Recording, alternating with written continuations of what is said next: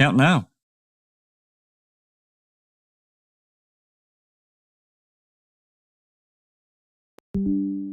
Welcome to the Foul Play YouTube channel. Hey everyone, thank you so much, Just Rhonda, for that nice introduction.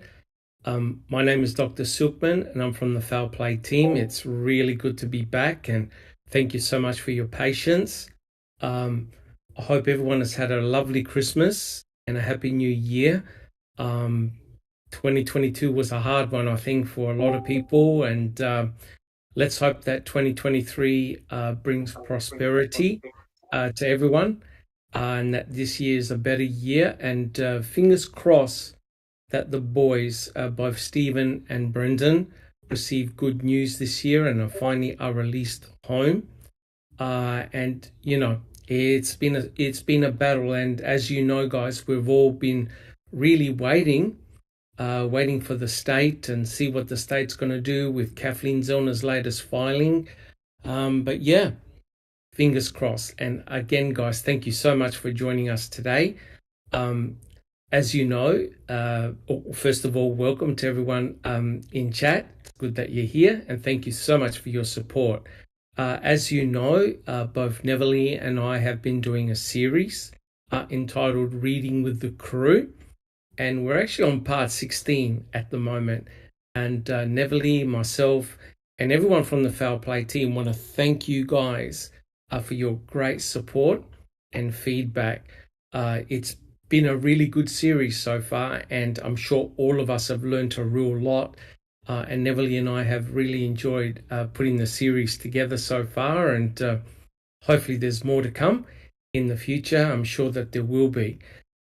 So guys, if you've been following the series, what we've been doing is reading passages from John Ferak's book entitled The Wrecking Crew.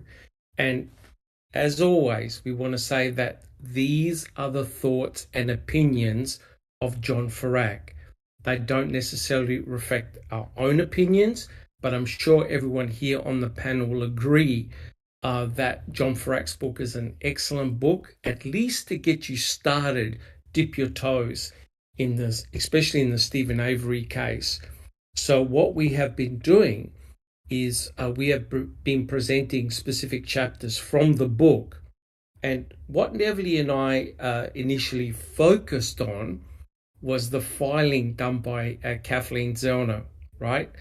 In which she concentrated a lot on Bobby Dassey being put forward as a potential Denny suspect, right? And today, oh boy, today we're going to start a new chapter entitled Chapter 6, if you've been following it along, entitled Avery's Phone Call, right? Now, I have to tell you right away that this is a very, very explosive chapter, but a very important chapter. And what's remarkable here, guys, is that we have gone almost full circle. If you have a look at when we started off the series, we're looking at Bobby Dassey, his garage, his computer, and now it's come to a head, right? With Stephen calling up his sister. And of course, there's Scott Tadich in the background. So what we're going to be doing is we're going to be reading specific passages from chapter 6. But first of all, I'd like to welcome everyone in chat. It's fantastic that you guys have joined us again, and thank you again so much for your support. Who have we got? We've got Maz. Lucky Maz is not addicted. We've got Gloria. We've got Dark Side of the Moon. Thank you so much for being here and welcome. Who else we got? We've got Jaznaz Gaming. Good to see you here. We've got Pete Moss. Always good to see you here, Pete. We've got Nan's Life 7. We've got Anthony Hills. I think I called out Pete Moss. We've got Gaz Wall. I think that's a new person. Is that right, guys? I don't think I've seen Gaz before. Welcome. Good to see you here. Who else we got? We've got Andy B. And I promise we won't go. We've got Case 10. Welcome, Case 10. Good to see you here. We've got Angie Dickinson. Great to see you here. we've got Tuco. Welcome. Good to see you here. We've got our William, and I think we've got Catnit, our super mods. They're fantastic. TTM Fangirl. Oh my God. We've got Ice Coffee, JD. Who else we got? Have I missed anybody? Oh, we've got Jeff Jones. Welcome. Good to see you here, Jeff. And if I've missed anybody out, I do apologize. I think I've caught everybody. We've got Mystic Jinx. Great to see you here, Mystic Jinx. I Christabel just think. popped in. Christabel 43D. Thank you so much. Look, it really is. We're all delighted that you guys support us, and we thank you very much. We do this for you guys, for the education. And I'll tell you what, all of us on the panel and hopefully in chat, you learn new things. I certainly am learning all the time. Now, if you like what we do, please subscribe to the channel. It'll be great if we can increase our subscriber numbers. It'd be fantastic. Give us a thumbs up if you enjoy our podcasts. That always really helps. And we want to thank all of you guys. Everyone here on the panel wants to thank all of you guys in chat for your fantastic support. And like I've always said before, our super mods, our mods, people that work in the background that are not necessarily presenters, they keep the entire show going, right? And it gives us great joy for your support. Now, before we continue, what I wanted to say is that I spent all day yesterday, and Just Rhonda will probably talk a little bit more about it. Just Rhonda did a presentation, a podcast this week on the horrific case of Brian Koberger.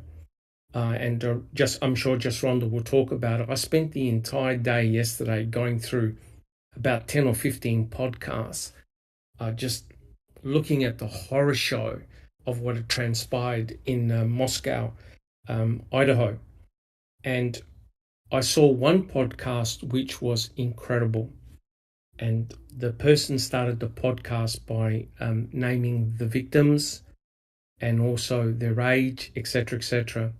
And I just want to say that in this particular case, we do remember Teresa Halbach. This is about her. She was a 25-year-old photographer. She had the world at her feet, and it was cruelly taken away suddenly and maliciously, just like the lives of those four people in Idaho. I'm sure Just Rhonda will talk a little bit more about it. You realize this is real. It's not a game. It's really real. We're talking about real people being killed and murdered in the most brutal way. And it does get to you. It really does get to you. Sometimes you just need to step aside.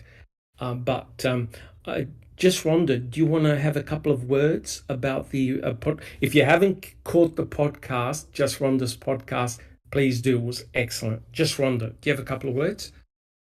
Yeah, ditto to everything you said. Wow, uh,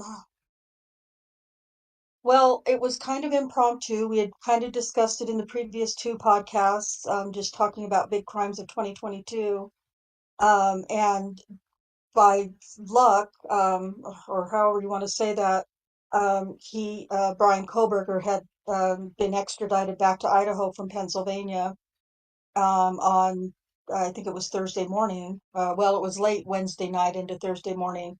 And when that happened, and they went to court in Moscow in Latah County in Idaho, the probable cause affidavit was released, Yes. and I was at work, and I don't have all of the internet access that I would like at work, and so I was on a WhatsApp group message telling it, if you can find it, get it, send it to email it to me. And I was reading through that. It was 19 pages long, and I read through it while I was at work. And I just thought, oh, I have to do a live tonight. And well, I'd already had a live scheduled, but I kind of changed the title and mentioned that I would read the probable cause affidavit, and it was shocking. If you haven't read it yet, or if you didn't catch the podcast Thursday night, well, preferably, I'd like you to go back and listen to the podcast, but I'll do. Please, there everyone is in some, chat, go and have a yeah, listen to it. It was there is some an excellent dialogue. podcast. Yeah, there's dialogue and, lots of speculation and everyone passing around, their ideas and thoughts and impressions of different things, and which I think is always great. And so, but it was absolutely shocking what was revealed in just that one probable cause affidavit. That is just, I don't even know if it's even the tip of the iceberg in this case, but it revealed some very shocking things that I believe when the trial takes place, I think it's going to be later this year from what I've heard.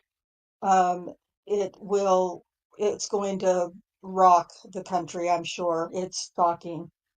So, Correct. uh, And yeah, just to let everyone know, um, we have the presumption of innocence. Okay, we yes, mustn't jump to conclusions.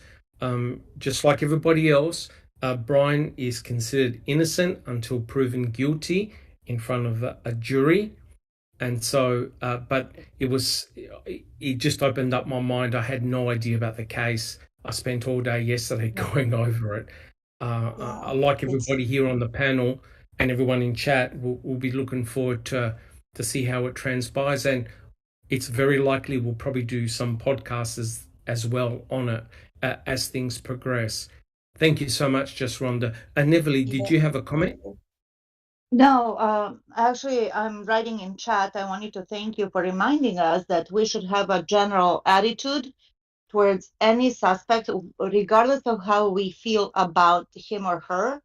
That presumption of innocence is of utmost importance, and that God forbid some of us or any of our loved ones are in that position, we will want to be thought of innocent until proven guilty. That's all, Yeah, and regardless of how we feel.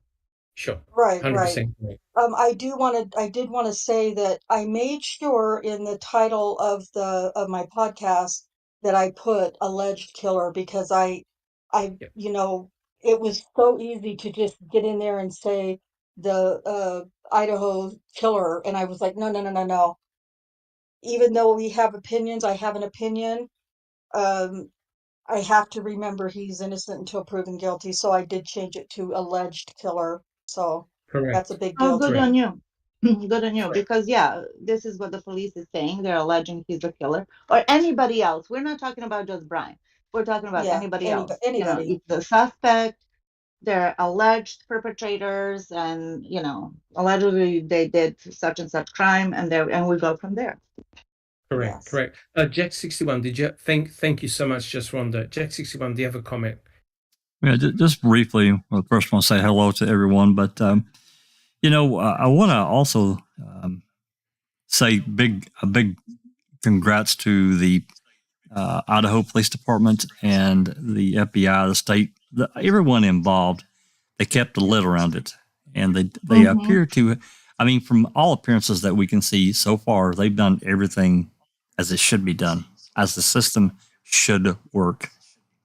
Now, Correct, obviously, they had his name um, probably days, if not a week or two prior, and that lid was kept tight. Which I personally, I bitch so much about the media, and I'm sure I will continue to. But we know how the media is, and once they get somebody's name, that's it. Their name gets absolutely run through the ringer 100 times, and so I appreciate what they did. I know it was difficult. We were all just chomping at the bit to try to find someone because these four young kids lost their life. And that is, if you don't have any empathy, it's not going to matter. But we're empathetic people, so We are. I just thought it was important to say that. I think so yeah, far they've done an outstanding job. they Plus, we also did. have a point of comparison how Manitowoc and Mr. Kratz and Jerry Yeah, Pagel handled that. So that's a that's huge Correct, plus. huge correct. difference. I really was very impressed with the way the investigation has gone, and that's how you do an affidavit. right? You build up the evidence in order to arrest someone, and you do it in a professional manner, and you don't have all these ridiculous press conferences like we all know, right? So look, we can spend hours on that, and I'm sure we probably will do a couple of podcasts as things progress, because it's all over the internet, guys. It's massive, absolutely massive. And I'd like to thank BW Haggis, who's just now become a member for 7 months. Thank you so much. Thank you so much. And I think we also welcome Sher as well. Yes, and to all the people that, wow, we got Becca. Fantastic. Thank you so much for joining us. And just to re-emphasize what Neville said, everyone is entitled to a presumption of innocence. That's the important thing. It's very important that we're very objective. We look at the forensic evidence objectively, and then we draw our conclusions later on, once it's all on the table. All right. Well, look, guys, thank you, guys. I'd like to welcome everyone here on the panel. And let's quickly just go around to say hi, introduce yourself, especially for our new people who's just joined us in chat. First, we have Alice. Alice, welcome. Hey, Doc. Thanks very much. It's great to be back on panel. Hi to everyone in chat. Hope you all had a good Christmas and Santa was good to you. Looking forward to what we've got out now. I got a few wee extra prezzies myself, a new microphone and Nice. here. So they're getting tested tonight for sure. But thank you, Doc. It's great to see everyone on panel as well. Fantastic. Thank you so much, Alice. Next, we have I Don't Recall. Hi, I Don't Recall. Hello, and hi everybody. Welcome to Reading with the Crew. Let's enjoy the show. Fantastic. Thank you, I Don't Recall. Next, we've got Jack61. Welcome. Hey, thanks, Doc, and everyone else on the panel. Hope everyone had a wonderful Christmas and a good start off to the new year. And hello to everyone in the live chat. It is 2023, so new things on the horizon, and keeping on advocating for the direction that we're going, and presenting, even if it's older information, representing it for the newer people that are along. We've got some new people here tonight. Want to welcome them. And fantastic. We'll talk a little bit more about the open mic later, but let's move on. Fantastic. Thank you so much, Jack61. Next, we have just Rhonda.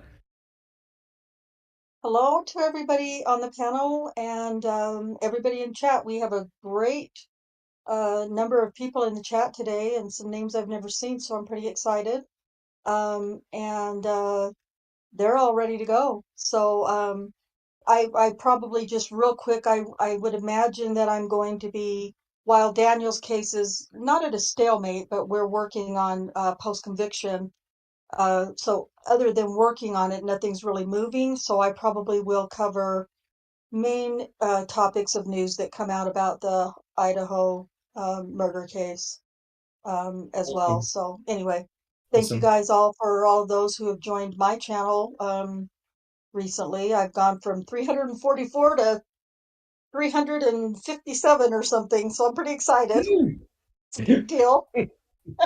But it's great content. It's great content, but it's more of great support from my foul play family and other people who work on Daniel's case with me. So I appreciate everything. I appreciate all of you and everyone in the chat.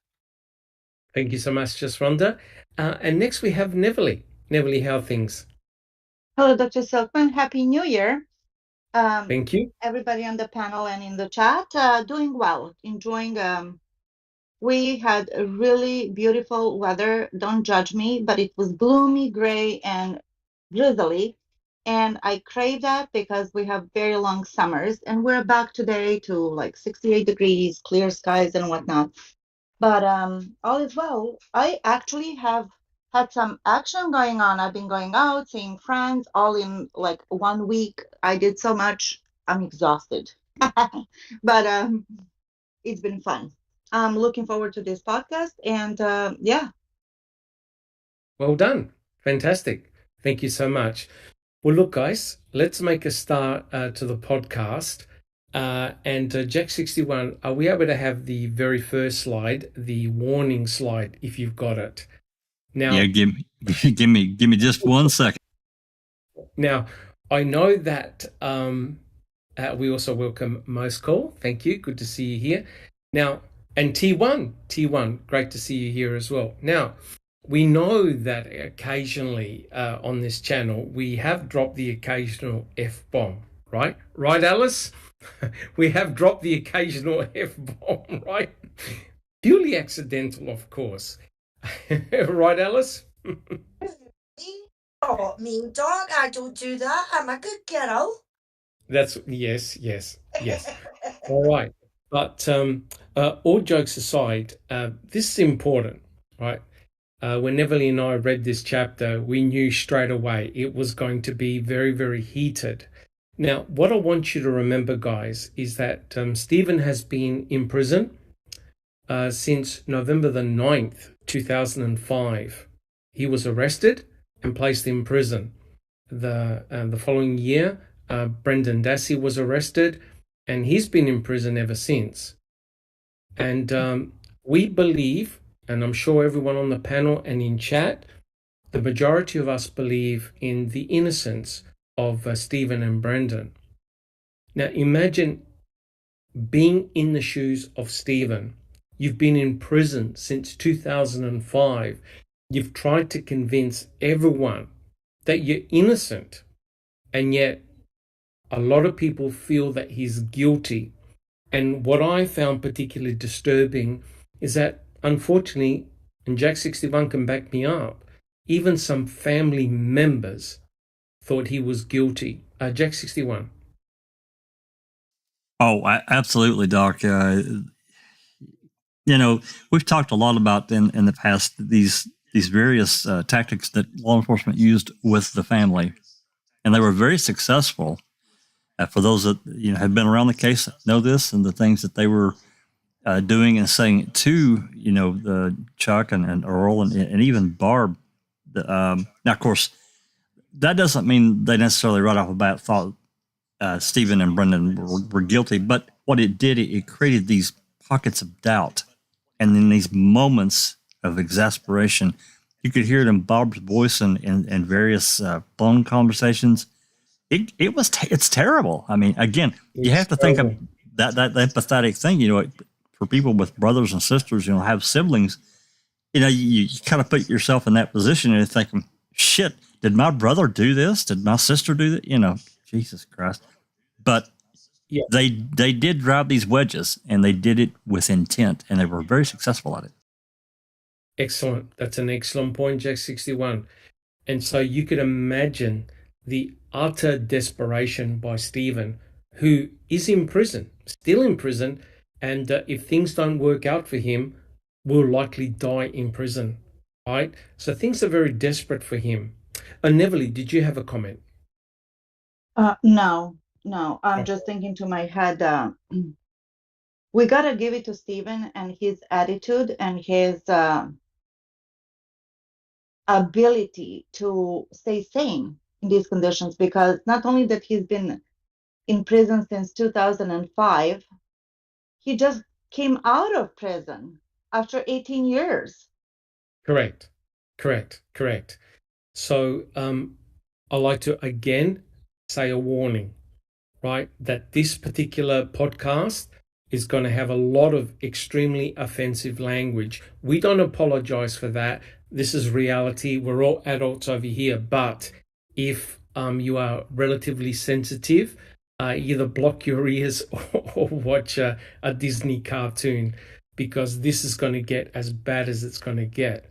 So let's make a start, right? Jack 61, if we can have the very first slide. So remember, guys, we're reading chapter 6, entitled Avery's Phone Call. Now remember, every time Stephen calls from prison, the jail calls are recorded. And I'm sure that Barb and Scott Tadich, who feature in this call, would have definitely have known that, because they would have rung up Brendan many, many times. And correct me if I'm wrong, guys, but on the recording, it actually says that you are being recorded. Correct, guys? Yes, that's what it Yeah. says every single time. Yeah. Every single time. So they Well, know you're being recorded. and they also interrupt during their conversation and say, No, they do? yeah, it Yes, interrupt they do. yeah. Oftentimes it comes on and says, this call is being recorded, can be blah blah, and use da da da da da da. Yep, I've heard it many Oh, times. that kind of interruption. Okay. Correct. Thank you. Just Rhonda, did you have a comment? Oh, no, sorry. Okay. Nope. So what we're going to do, we'll make a start. Neville, if you can start reading, and what's going to happen, what I like to do is when actually Stephen, Barb, and Scott start the conversation, Jack 61, are you able to then read Stephen Avery's parts? They're in blue. And Neville, are you able to continue reading Barb Tadich's part? Sure. Sort of like a red. Absolutely. And Alice, would you like to read in yellow Scott Tadich parts? Yep, sure. We're all good. All right, Neville, let's make a start, guys. Oh, okay. Chapter Avery's phone call. Chapter 6, Avery's phone call. Although he remained condemned to live out of the rest of his days here on Earth inside the Wisconsin Department of Corrections prison cell block, Avery's spirits were high and his mood upbeat towards the end of 2017. After all, his prospects of regaining his freedom or gaining a new trial were stronger than ever, thanks to Zellner's energy and fighting spirit. But back in Manitowoc County, the skies were dark and growing more ominous. People were becoming unhinged as the master at overturning wrongful convictions was starting to reveal her cards. As he remained at Waupun, Avery made a phone call to his sister, Barb, on October 24, 2017. Here's a synopsis of the call, which was recorded and included in the court record of Avery's post-conviction appeal. The call concerned the personal computer inside the trailer of Avery's sister, Barb. This was the computer that her son Bobby used to fuel his wicked sexual fantasies involving gore, violence, and death. Now, before you guys start reading, notice we have gone full circle, right? Quite clearly, Stephen's attorney, Kathleen Zellner, has been talking to Stephen about all the things that were found on the computer. Now, Stephen has phoned up his sister and is now going to challenge the findings. So, to me, this looks like a classic setup. Jack 61, would you like to start? Why is all this shit on the computer? There was nothing on my fucking computer. All this, I didn't even have fucking internet back then. Oh, yes, you did. No, I didn't. What do you mean you didn't? No, I didn't have internet. You did. No, I didn't.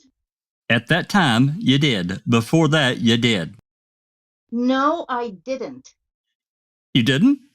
Well, it's on the computer. I did not have internet. Well, Nothing. I didn't.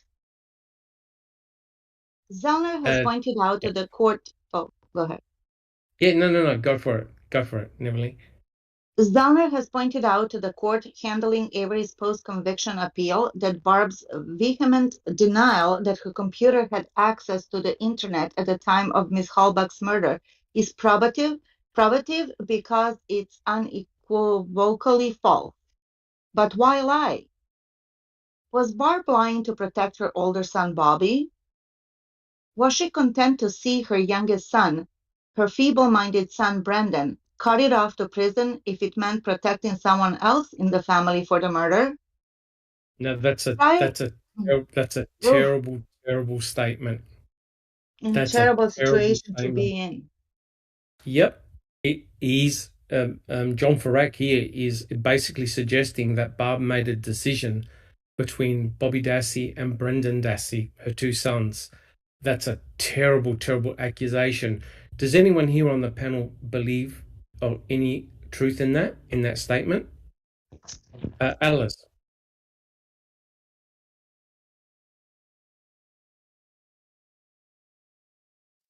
Yes and no, Doc, because you've got to remember the situation that Barb was in at this precise point in time.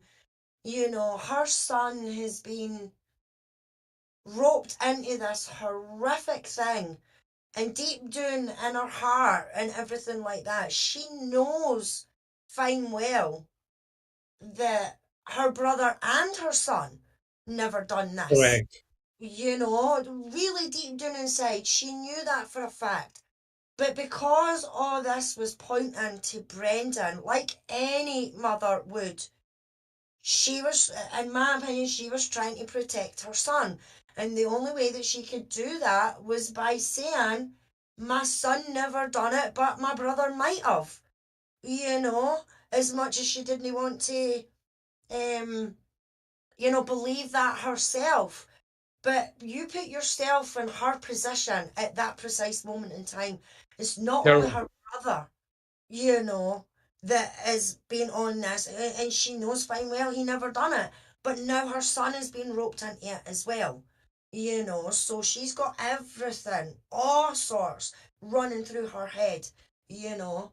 So I don't completely agree on Ferak's opinion on that, but I do understand, in a sense, the situation that she was actually in. Of course, she's going to defend her son, and if that means that she's having to say, my brother might have done it to save her son, then I think that's exactly what she did. Thank you so much. Jack61, what do you think of that comment? Well, yeah, I don't disagree with Alice, but let's keep in mind what we just talked about just a few minutes ago about Barb, or about the police involvement in making these various statements to the family. And then let's move forward in time. They've got Brendan by the neck here at the end of February 2006, moving into March. And they elicit these statements from Brendan. However means they did it, they coerced it out of him because he just mentally couldn't protect himself. Now, you know, all this shit's already happened. They said, these cops have said all this stuff to Barb and the family.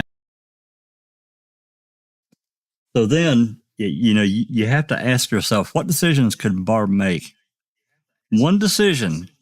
Anybody please help me and name one decision where she had a good choice. And I'm telling you, I went through this shit many times myself. And I'm not saying she made a right decision. What I'm saying is, I don't think she could. She didn't have the money to go hire a beating and a string. And Kaczynski, well, of course, he was alone at the time. He didn't have O'Kelly yet, but he did eventually within a few weeks. Yes. This son of a bitch ruined, within a matter of minutes, really, he wrecked Brendan's case.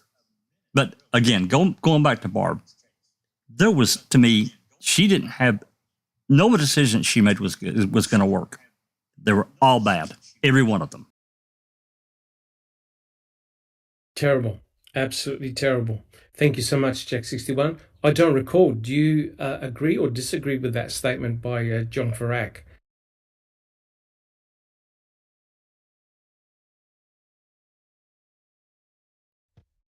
I agree with Jack and Alice. She didn't have any good choices and just did the best she could, in my opinion. Yeah. Thank you so much. I don't recall. What about you, Just Rhonda? Do you agree or disagree with that? Oh, Just Ron, I don't recall. Did you have any more additional comments?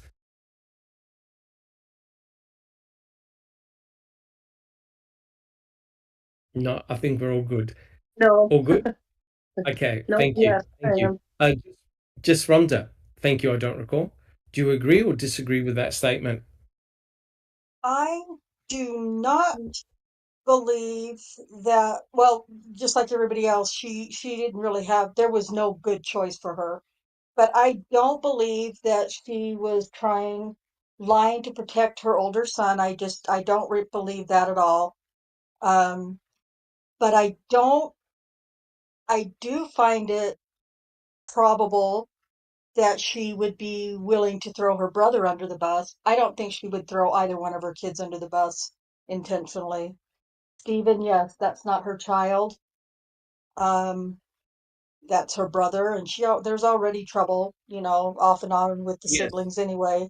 But I don't believe for one second that she was lying to protect Bobby over Brendan. Very interesting. Thank you so much, Just Rhonda. What about you, Neverly? Do you agree or disagree with John Ferak's statement? Oh, it's so hard. I don't even know if I can wrap my mind around it. Like Jack said, Dr. Silkman, I went over this scenario so many times, and unless you're in her shoes, we just don't know how we would react.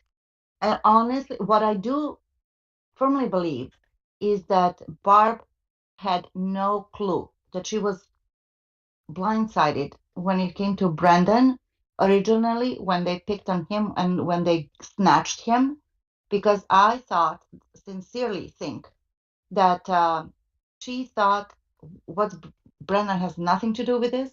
He's 15. He's feeble-minded, as Ferak said. Like, they're going to leave him alone. After all of this happened, I don't know. What do you do? How do you choose between children? How do you do It's that? I terrible. don't terrible. So that's It's my a terrible answer. I just situation. horrible. And as Jack61 pointed out, and some people in chat, the family was in turmoil, and there were wedges that were driven in the family, and it was done deliberately. And remember, in Making a Murderer, Barb even blamed Stephen on TV. That would have been very, very devastating for Stephen. Jack61. Yeah, just one final comment. And I say this with any one of us. Just look at a decision that you may make in the spur of the moment, and I really think that for most of us, Barb couldn't know. I don't think she was thinking beyond the next day, maybe even a few hours, and something that she may have said in anger or in angst, in some emotional state. I don't think she thought about the long-term effect of what that meant. Most of us don't, unless you're considering, certain situations. You can make a decision calmly. In those moments, no way in hell, not a chance. Sorry, too emotional. Correct. Yeah, it's a terrible, terrible situation for a parent to be placed in. Neverly, would you like to continue reading, please? Yeah, one more thing, Dr. Silkman. By this time, 2017, Stephen and Brandon were away for over a decade, right? Or just about a decade. Correct. And it's been a turmoil. And I think that maybe she thought that, okay, this is how it is. I'm going to continue to fight for Brandon and Stephen. I don't think that she wants him in prison, seriously. However, she wanted to protect the rest of the family because, as we know, things can get from bad to worse quickly if somebody targets you, right? Oh, And correct. then I also think that her spouse has some kind of a power over her. You're talking about Scott Tadich? Yes. Okay. Yep, we'll be seeing that in a minute. But just to summarize, we've read all the documents and the interviews conducted by law enforcement on both Chuck, Earl, and also from Barb, and also Bobby Dassey as well. You could tell that they were putting in the screws very, very early on, and basically the whole family was in turmoil. And Barb has basically been ostracized, my understanding, from her own family, and a lot of her children do not talk to Barb at all. And she had also a lot of trouble with her mum as well. So it's a very, very terrible situation. From Barb's perspective, she's got both her brother and her own son in prison. And now Kathleen Zellner is coming along and saying, well, I think we need to look at your other son and potentially your husband. That's a terrible, terrible situation to be in, right, guys? How the hell do you overcome that terrible situation whereby, Kathleen Zellner, she's the exoneration expert, and she's saying, hey, look, potentially there's a way out of this. We need to look at your other son, Bobby Dassey, and we need to look potentially at your husband, Scott Tadich. And Yeah, like a nightmare reoccurring. I don't think this was lost on Stephen, and hence the phone call. All right, Neville, would you like to continue reading? Yes, sure. Prior to the confrontational prison call, one of Zellner's expert witnesses, forensic computer expert Gary Hunt, conducted a forensic examination of Barb's desktop computer. Quote, the computer was used to access violent images of young deceased females, rape, torture, incest, and pedophilia on the internet at times where only Bobby was home, end of quote. Hunt's analysis also turned up evidence that someone inside the home had gone to great lengths to destroy information off the computer's hard drive.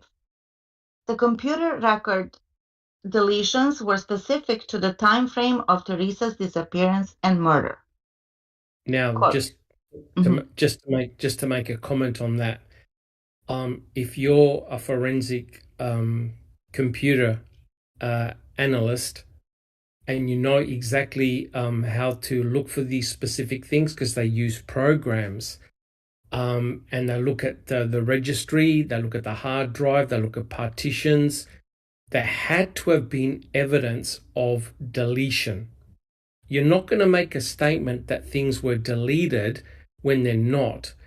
And like we've discussed before, unless you use military-grade methods to delete things off your hard drive, the remnants of those files are still present. Right, Jack 61, they are written over. Yeah. But in essence, they are still there on your hard drive. You absolutely have to completely reformat it to all zeros and ones to completely remove and blank a hard drive. Jack 61. Yeah, remember, I don't remember which reading with the crew it was, but it was one of the first ones we did. Ferak details the dates that those deletions were made, going back to, I think, August into September, October, et cetera. And he listed out the dates because I remember Neverly reading them. Correct. Absolutely correct. So when forensic analysis was done on a hard drive, they'll be able to tell if an attempt has been made in deleting material, right? So they know it's obvious, unfortunately. Neverly, would you like to continue reading? Sure. Quote, Barb's denial is especially telling given that she took steps to delete the disturbing images before police seized her computer on April 21, 2006. Not only did Barb remove incriminating evidence against her son, Bobby, she also apparently knew that Teresa left the Avery property alive during the afternoon of October 31st, 2005. That's a huge call. Huge call. Huge. Barb and Mr. Tadich have recently made admissions that Miss Halbach left the Avery property before the murder, Zellner revealed. These bombshell admissions came during the same recorded phone call of Avery and his sister Barb on October 24th, 2017. Bobby's home. He wasn't always home. Well, most of the time he was home. No. Then out of nowhere, a male voice interjected. Alice?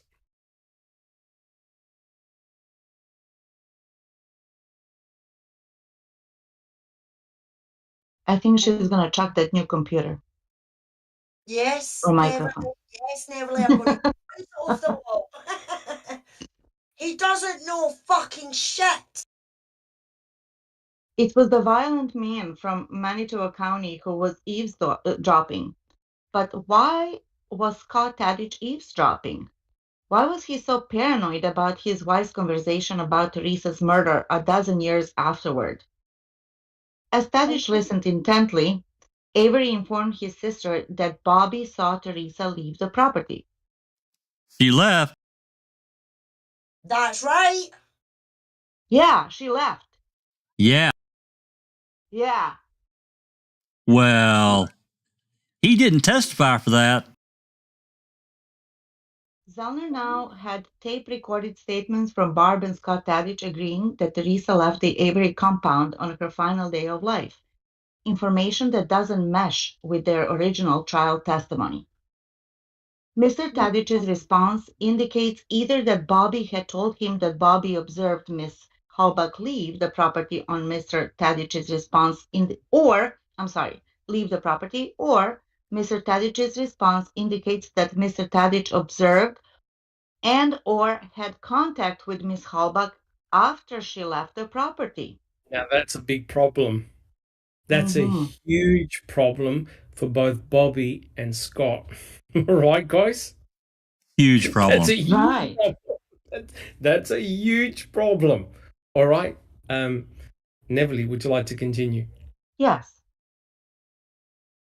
But if Tadich and Barb were now admitting Teresa left Avery Road, not realizing their conversation was being recorded by the prison, what does that say for the crucial trial testimony served up by disgraced Special Prosecutor Ken Kratz's main trial witness? Kratz highlighted Bobby's testimony, knowing full well it was sure to be the biggest televised criminal trial ever in Wisconsin. Quote, Barb and Mr. Tadich's admissions are crucial to Mr. Avery's defense because the most important eyewitness for the state was Bobby, who testified that Miss Halbach was still on the Avery property and that he saw Miss Halbach approaching Mr. Avery's trailer before he left. End of quote. Now remember, how many podcasts, guys, have we done on this very, very point? Jack 61? Oh my About 10 or God. 20? At least. Correct. So, guys, this is a very, very important point, right? Because both Bobby Dassey and Scott Tadich were star witnesses for the state, right? And if you have a look in Zellner's latest filing, they're now trying to trivialize Bobby Dassey, right? Who cares about what Bobby Dassey saw? Yet quite clearly, during the trial, Bobby Dassey said that as he went to go hunting, prior to going hunting, he saw Teresa Halbach walk towards Stephen's trailer. Bobby Dassey never saw an interaction between Stephen and Teresa Halbach. And when Bobby Dassey left to go bow hunting, he never saw Teresa, Stephen, but saw her car there. So hence, how on earth could Teresa Halbach have left? Alice. Oh, sorry, Doc, I didn't realise I was still unmuted. Okay. Jack 61, do you have a comment?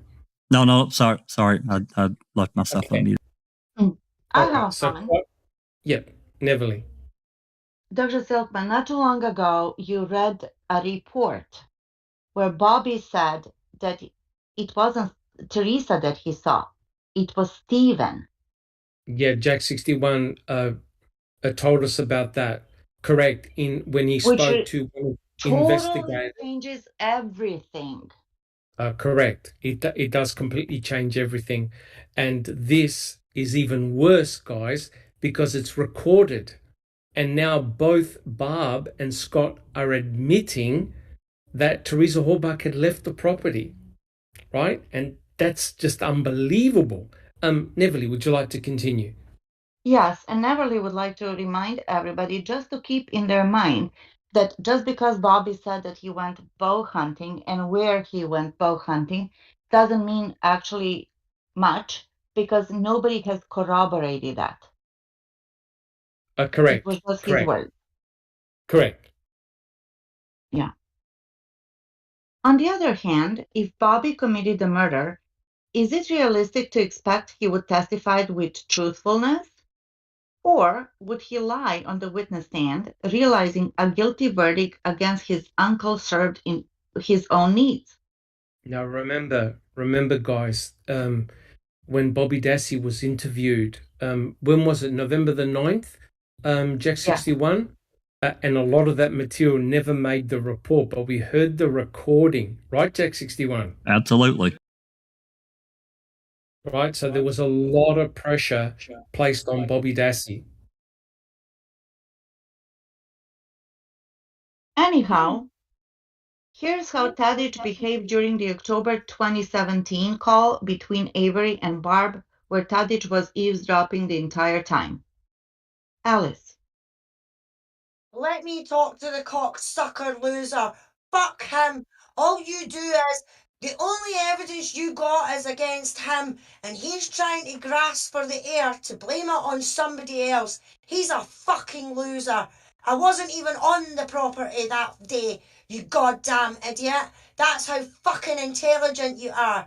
You want to get out your cell so you can get out and do something stupid again? You dumb fuck. I can't wait to kick your fucking arse, fucking little fucker. I ain't scared of him. I ain't scared of him. You ruined my fucking life. You ruined my fucking name, dumb cocksucker. You fucking jailbird motherfucker. Yep. I hate the cocksucker. You ruined my fucking life. Yep.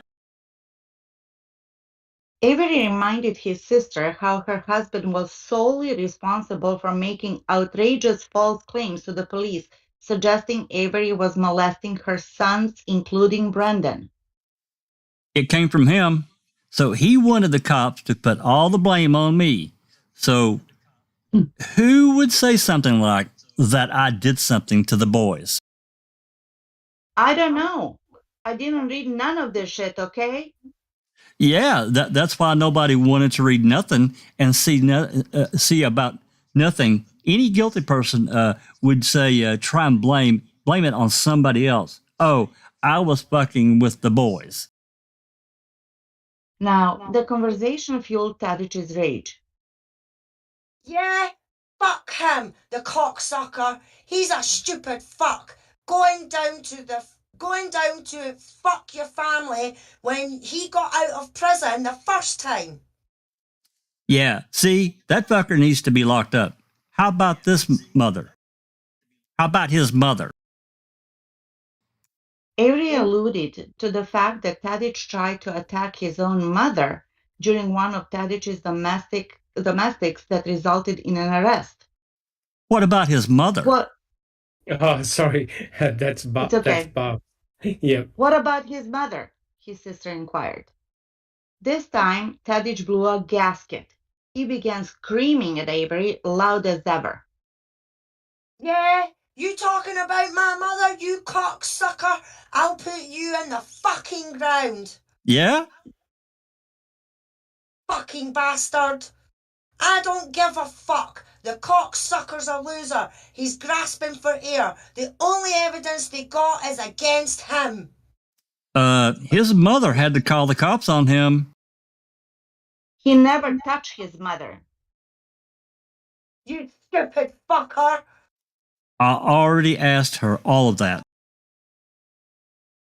Smart man you are. 36 years in prison and you know the world. I hate him. Avery's sister had enough. This needs to stop. It's gonna stop when it's over. It needs to stop now. No, I can't. Well, like I said, you will end up with a dead sister because I can't take this shit no more. Well, then shut off the computer then. Shut everything off. You don't need a phone. Just go to work. Yeah, okay, whatever. From Zellner's perspective, the heated phone call was revelatory. Quote, Bobby and Mr. Tadic placed themselves in the same location as Miss Halbach when she received her last phone call. Wow. Mr. Tadic's multiple inconsistent statements severely undermined his credibility at trial. His recent telephone call with Mr. Avery demonstrates his knowledge that Miss Halbach had left the property on October 31, 2005. The October 24, 2017 telephone call also demonstrates that Mr. Tadich has violent, homicidal propensities manifested by his uncontrollable temper. Mr. Tadich threatens to physically assault Mr. Avery and, even more disturbingly, to put Mr. Avery in the fucking ground. End of quote. Okay. There's a lot to unpack there, but Let's start peeling the onion. There's no doubt that Scott does not like Stephen at all. What is particularly disturbing is the references that Scott made to Stephen about putting him in the ground. That's to bury him. Is anyone slightly disturbed by that comment? Yeah, it's a direct threat.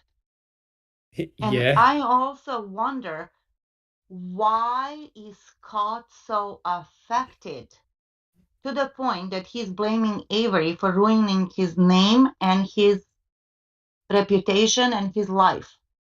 I don't see it that way. Do you? Very good point. That's a very good point. Jack 60, I don't know the answer to that one, but he's extremely volatile, that is for sure. Jack 61.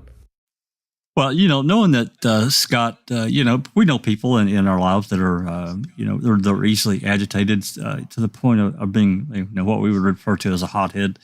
That doesn't necessarily make him a killer, but at the same time, you have to wonder at this point, at this stage. Well, I think back in real time, I've asked this question before. I mean, Scott and Barb, as far as I know, I think as far as any of us can find out, they really hadn't been seeing each other that long. Now, were they in love? Did they, was it they just clicked, almost immediately, when they started seeing each other? I don't know. I can't answer that question. They're married. They've been married for many years now at this point. Yes, but I believe there was a little bit of tension in the family when Scott came around. I believe that Barb was still married. Yeah. And mind you, her husband is the cousin of Scott Tadich. Is that correct? That's right. And again, I have to wonder if they hadn't been dating that long, why would you stick around? Why would you stay in this really volatile situation? I mean, I'm not saying run for the hills, but I'm saying you might want to put the brakes on, especially just getting involved in this relationship. I'm just saying, I wasn't there.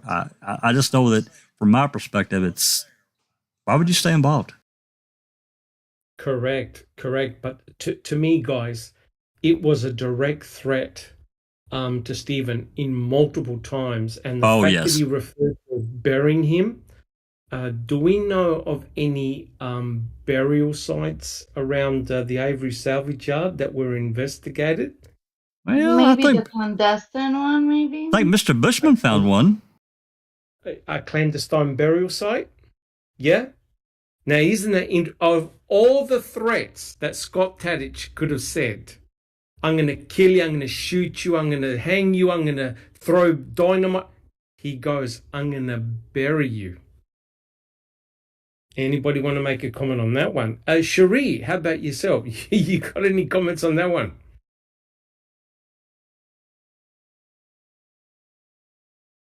Well, it sounds pretty scary and kind of ironic with the Cuss Road issue right near there, Correct. Frightening. In my opinion, very, very frightening. Thank you, Cherie. Does anyone else want to make any comments about Scott Tadich and his comments to his brother-in-law, mind you? Those are not even his kids. No, they're not. No, so I just, as I said, he's talking like he ruined his family name and his kid's name. He's married to Barb and she has a bunch of kids. So I just, who knows? Maybe we'll find out, in 5-10 years. Well, was this around the time when they might found out that Kathleen was looking at Scott and Bobby? So that was probably what. Yes. Got him so Yes. angry. Yeah, correct. We'll look at some more because we're actually nearly finished the reading of the podcast. We've got a few more slides, but yeah, I mean, there's a lot to discuss here. Quite clearly, Scott Tadich was not impressed with Stephen, and it's rather remarkable that it's Stephen that's in prison, not Scott Tadich. But Scott Tadich said that Stephen destroyed his life, destroyed his name. How in the hell did Stephen do this? Alice, do you have a comment? I don't know how he says that Stephen ruined his life, because really his life hasn't really been ruined in a sense. I mean, he's been free to live it with Barb and go to work and do what he needs to do and everything In a like house on that. Yeah, 5.1 acres with yeah, 600 feet of river property, debt free. Yeah. yeah. So I mean, it's no necessarily ruined his life, in my opinion. It was ruining his sister's life. It was ruining Scott's wife's name, Scott's wife's reputation, Scott's wife's family's reputation, and it might have been, I mean, because we don't know. I mean, maybe he's changed for when the incidents happened with his mum and everything like that, even though it's on record.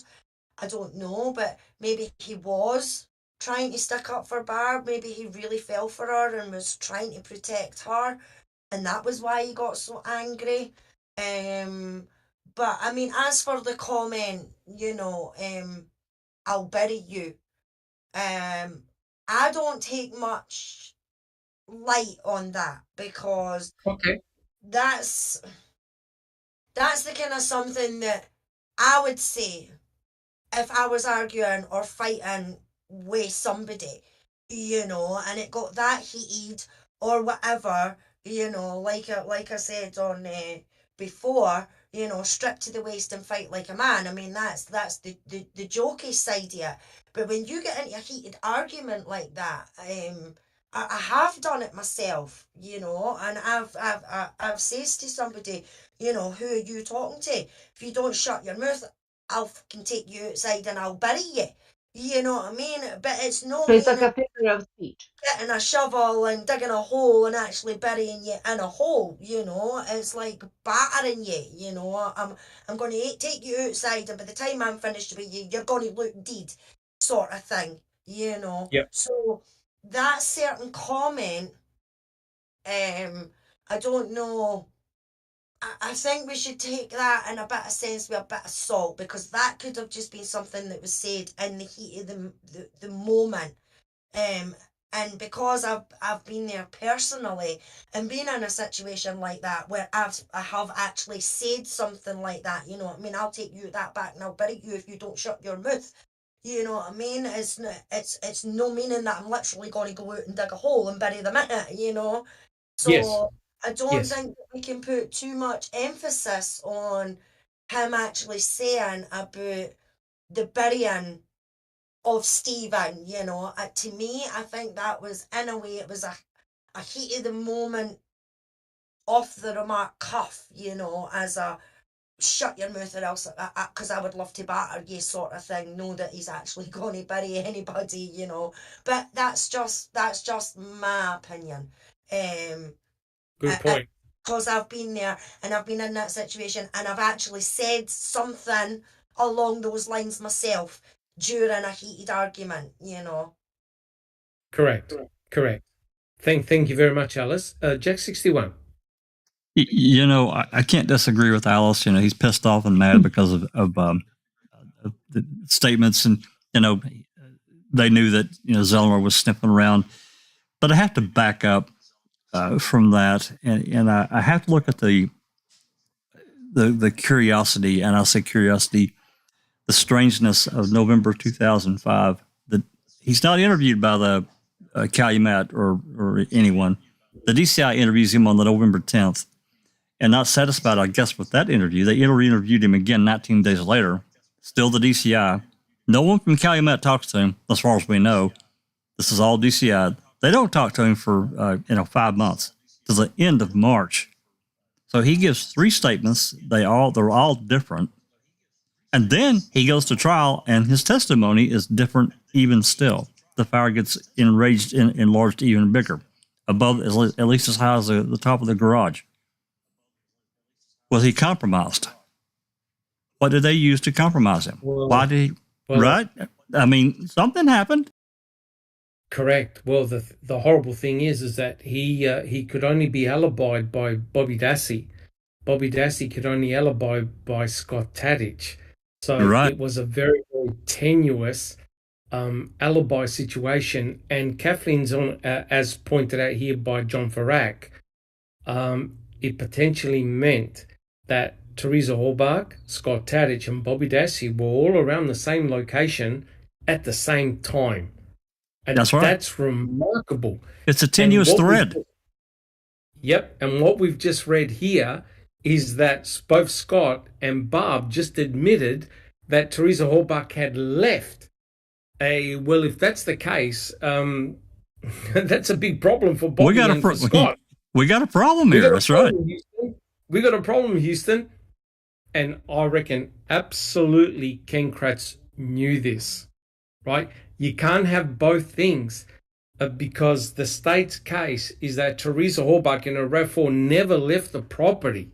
You can't have Teresa Hallbach leaving in the same vicinity as both Scott and also Bobby. The whole scenario falls apart. You're blaming Stephen Avery for attacking Teresa Hallbach and tying her up in his bed, which you know is complete bogus.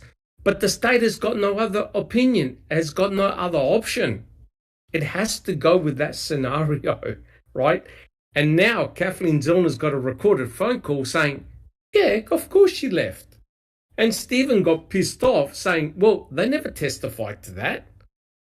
Guys, any comments? Jack 61. Well, of course he's mad as hell on that phone call. Yeah, she left, and he knew she left, and they just admitted it in this phone call that was recorded. We got, as you said, we got a problem here, Houston. Which way is it? Correct. One last comment about this, and I think we talked just briefly about the interview with Bobby on November 9th by the DCI and Dettering, and all that shit that was said to him. He's interviewed again after this investigation. They went and talked to him, and it was just another, like, I don't know, I call it a disaster. But I have to wonder, and then my mind just kind of went blank here. Do we have any other record of Bobby being interviewed? Or just these two? Besides court testimony. Yeah, that I don't know. We can check the DCI reports. I don't think we do. I think that's it. And the interview. Well, and then the interview he did with Loy's investigator, he gave that interview. But as far as I know, that's it. And other than that, Bobby only talked to the prosecution, and we don't know what was said. Correct. And remember that famous image of him in the hallway with Tom Fassbender? Yes. That's right. Yeah. Absolute shocker. What the hell's he doing there with Tom Fassbender? Just completely crazy. All right. Neville, would you like to continue reading? Yes. One more note, just kind of in the background, we do know that Barbara said that her family pretty much stopped talking to her. Or Mama Avery said that, remember? Because of Scott Tadich and who knows why else. So like for 4 years or something. Yeah. So he actually, brought a lot of disruption in that family, no matter how they operated. Correct. Oh, and also we'd like to welcome Kansas Foxley and Behind the Magic. And I apologize if I missed anybody, but thank you so much for joining. Thank you. Neville, would you like to continue reading? Sure. Yeah. Back in 2007, Special Prosecutor Kratz glossed over the uncomfortable fact that the majority of Teresa's charred bones supposedly burnt at Avery's outdoor backyard pit on a cool autumn night, were never found. Practically, all of her teeth were absent from Avery's burn pile pit. Meanwhile, some of the charred bones pointed to the neighboring property along Avery Road.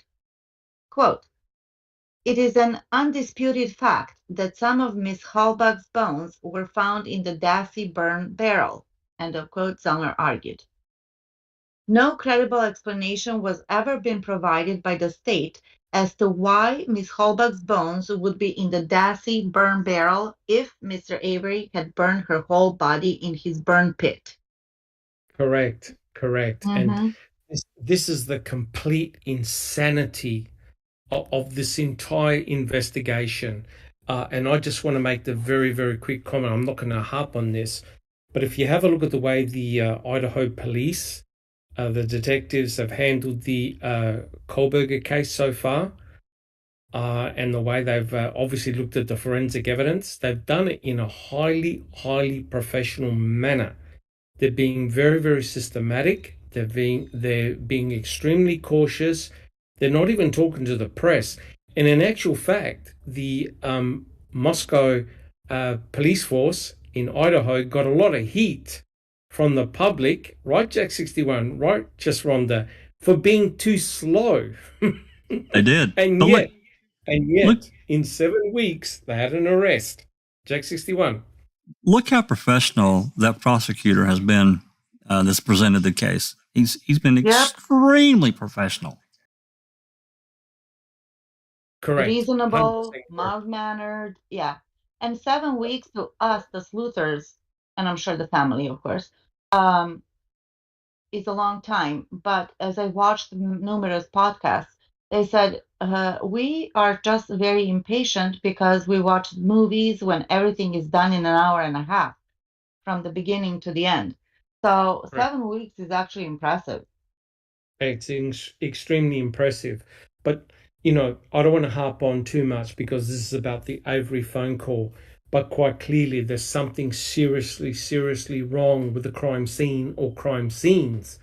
If you allegedly burn a human body in one spot, you don't expect their cremains to be scattered all over the place. And there is good forensic evidence to suggest at least multiple sites where human cut burnt cremains have been found. And as Neville just read, there's a whole portion of Teresa Halbach that's never been found. All the crowns of her teeth are gone.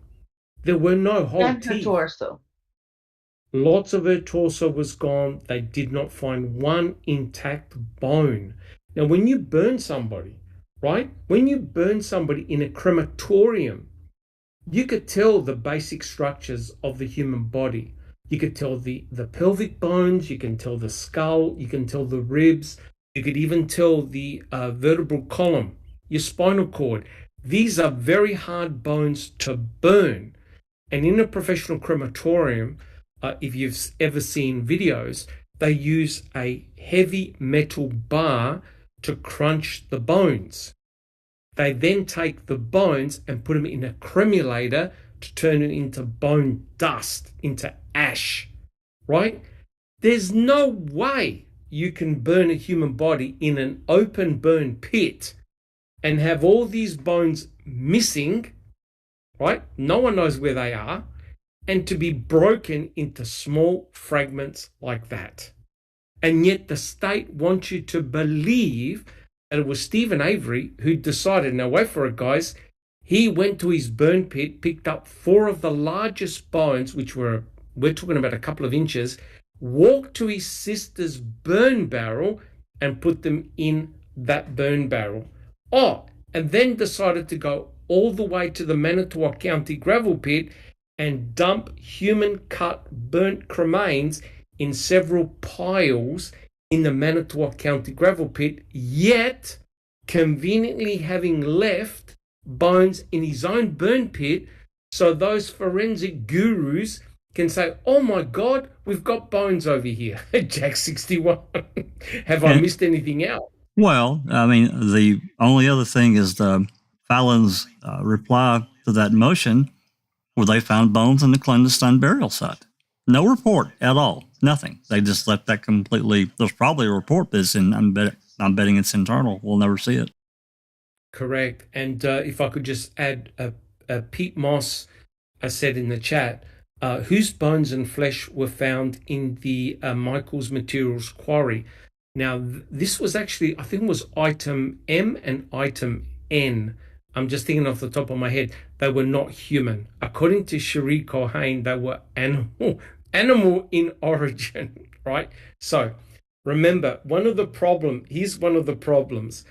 A lot of hunters have said that when they find the deer, right, and that's dead, they skin it, they disembowel it where they find the deer, and they leave the gizzards, the innards, where they found the deer.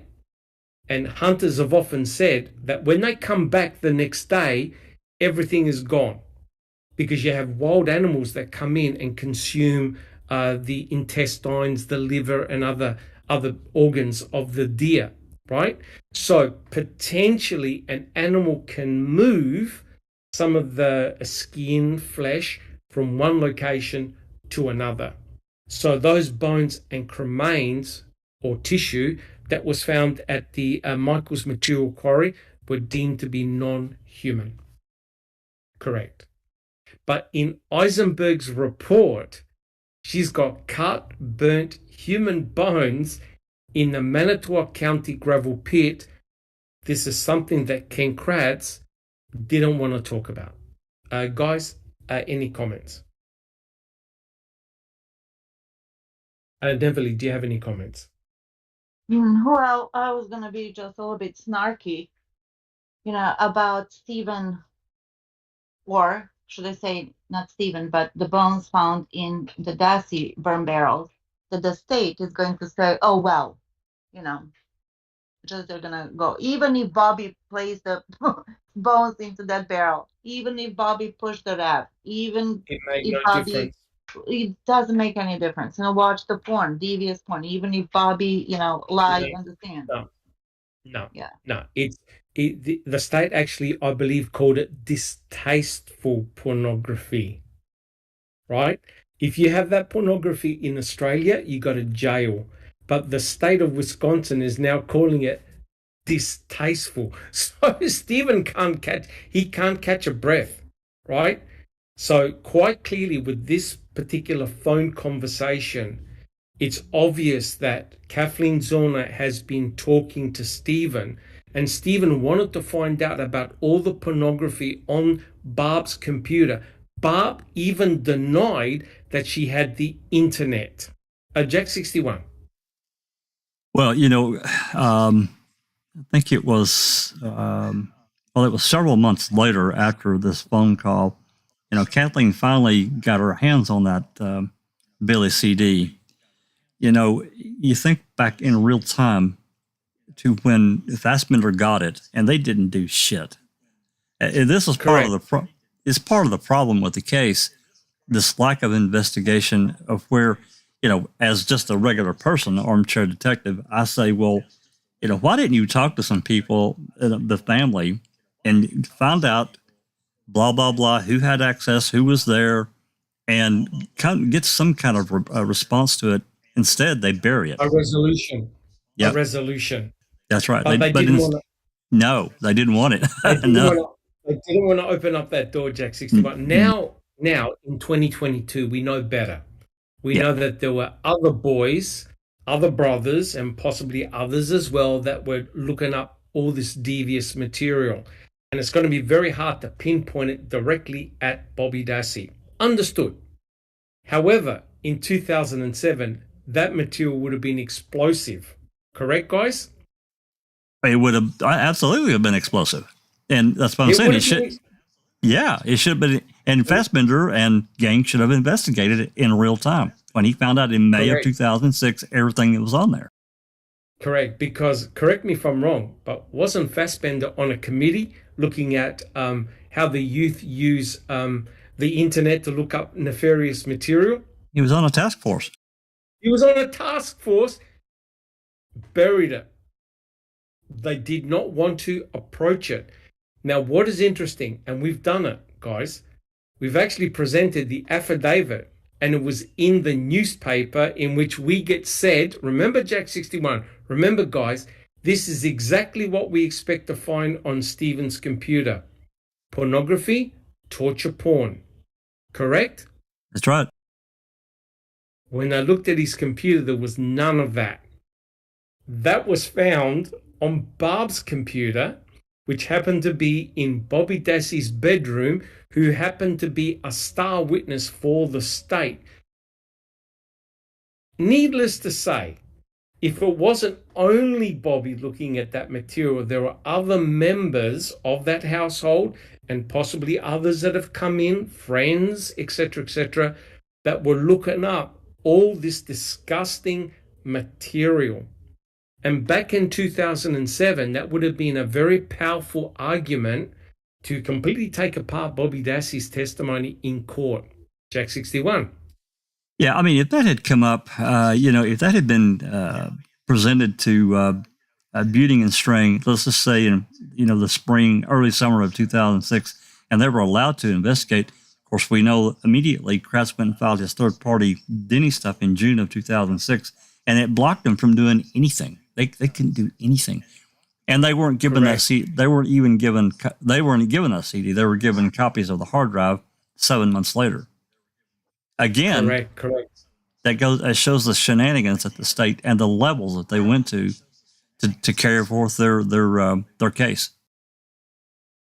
100% correct. And I'd like to thank Becca Chu. She's just gifted 5 Foul Play memberships. Thank you so much, Becca Chu. Wow, thank you, Becca. That's so sweet.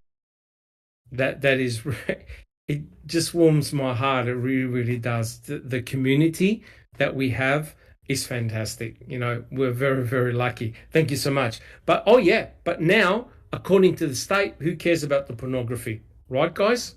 They don't care. In fact, Absolutely. they're arguing that it's not even a Brady violation because Strang and Buting, maybe they didn't have the Veely CD, but they knew of it. And all they had to do, right, Jack 61, was ask for it, right. Even though Kratz stipulated that there was nothing of significance on it, right? That's right. So here, you can tell Stephen had enough. He challenged his sister, right? What's all this crap doing on your computer? And Barb kept on saying, I didn't even have internet. What are you talking about? Right? And then Scott Tadich comes in over the top and absolutely gave a mouthful to Stephen. By the way, Alice, everyone wants us to read those passages again. I wonder why. You guys did a great job reading. All right. So if we Dr. have a look at... Yes. Sorry. Behind the Magic has a question. Real Yes. quick question. She says, sorry, but did Bobby say which barrel he burned the roadkill deer in? Well, no.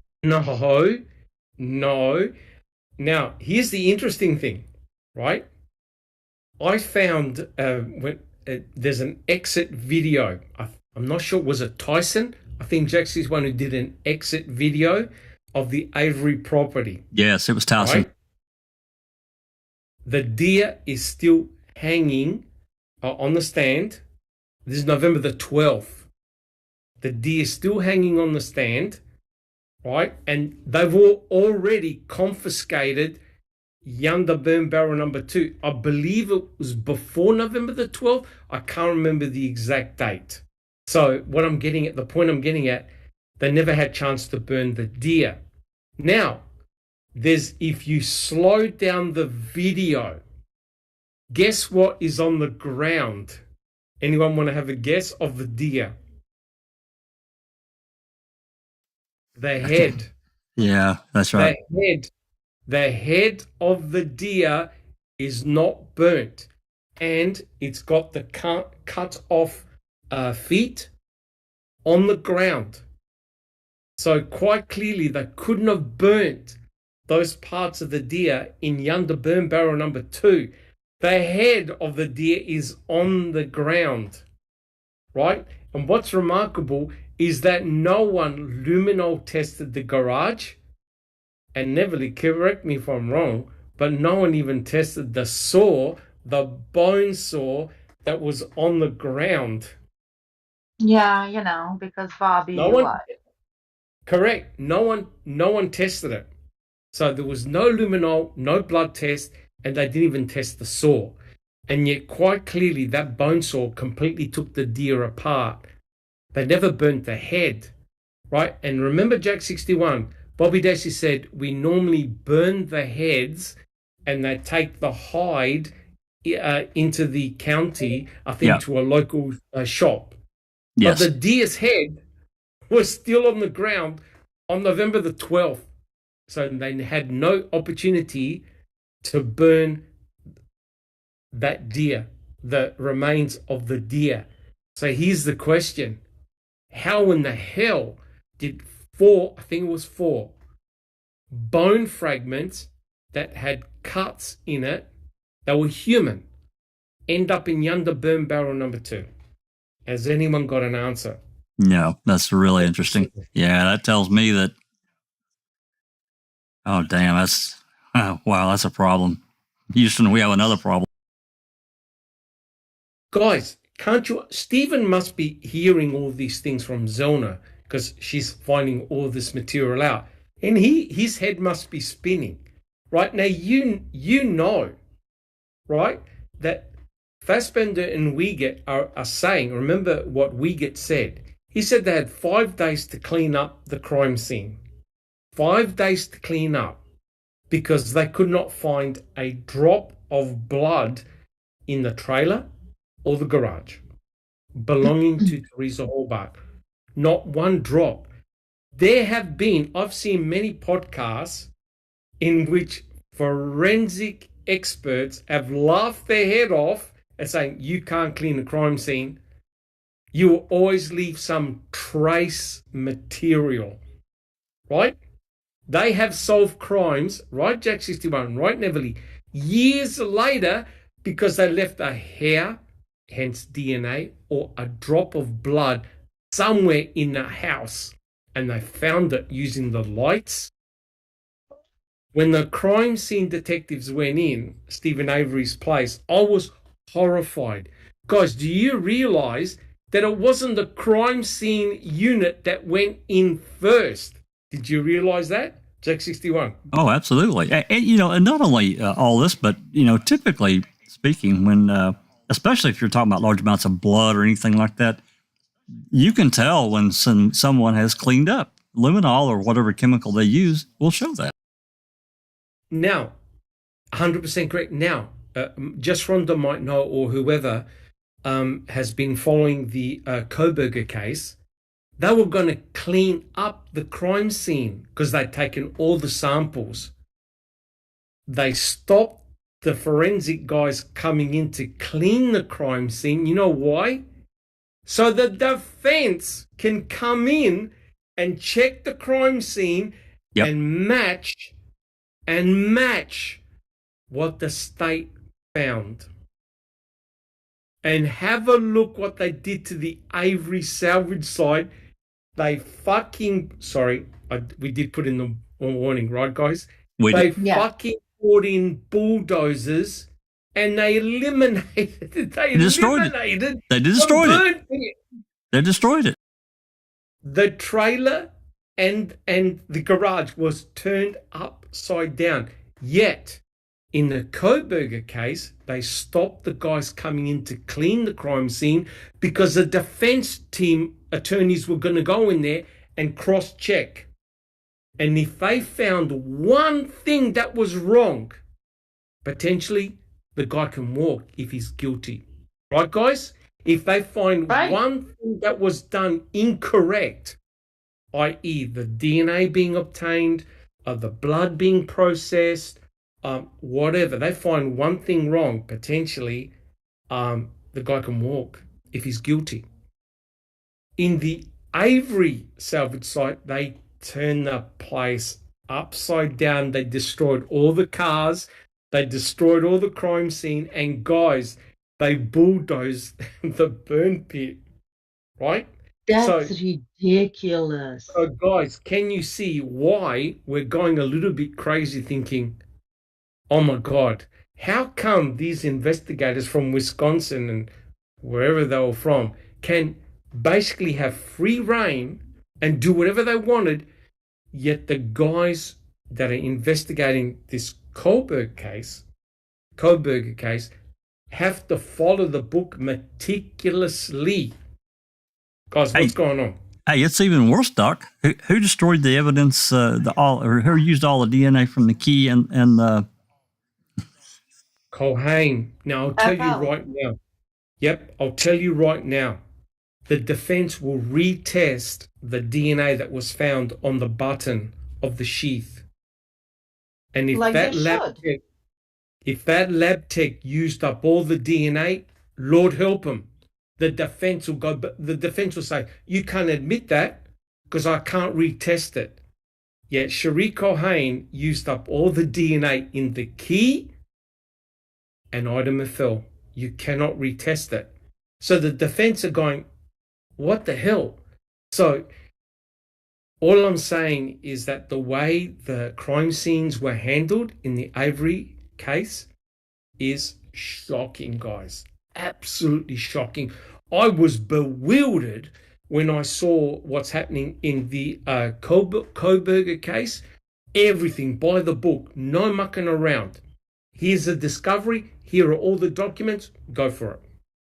But in all honesty, Dr. Silkman, if the state goes in first to test the evidence, right, in order to charge a suspect, and in the process they destroy that evidence, You're I'm gone. sorry, but that should You're be gone. tossed out. You're gone. And somebody made the comment, when Garn, who's meant to have, right, guys, scientific integrity, just laughs and says to the press, they'll understand. We can break the rules of science. Common sense. it's Yeah, common sense. Come on, Doc. It's just it's common sense. He starts off with this is highly sensitive what did he say? Testing It's a equipment and material procedures, right? yeah, And it's you a highly have sensitive to allow some common sense because just if deviation. you Yep, break deviation, yeah, just because you break the protocol, you can't just toss it out. I mean, you have to have common sense. And everybody was like, huh? yep. Even the So journalists, they were like, what? even they questioned it. Even they Yeah. 100% questioned it. So, people in chat, you have a right to be angry. We have a right to be angry because it's a shit show, right? And just Rhonda will back me up. What's happening in that mass murder where 4 people were killed, it's been done meticulously. There'll be no shenanigans. Here's the evidence. Here's the discovery. Now tell me what you've got. But you know But just what? Here's the difference. In Idaho 4 case, the police knew that they're going to be under the microscope. under the microscope, Highly correct. anticipated trial. They didn't want it to turn cold, a cold case, and they just wanted to do everything they can because they know they're going to be devoured by the family, Correct. by the law, by the press, by everybody. And the guy The could walk. internet sleuth and the internet sleuth. Yeah, and the guy Correct. could walk, whoever he is. Correct. In Corruptewalk, they had no problems doing whatever they could because they never dreamed of No. the popularity that's going to gain. So thank you again, Moira and Laura and Netflix, for allowing this to come to light. And here we are. Correct. Thank you, Neverly. Alice, do you have a comment?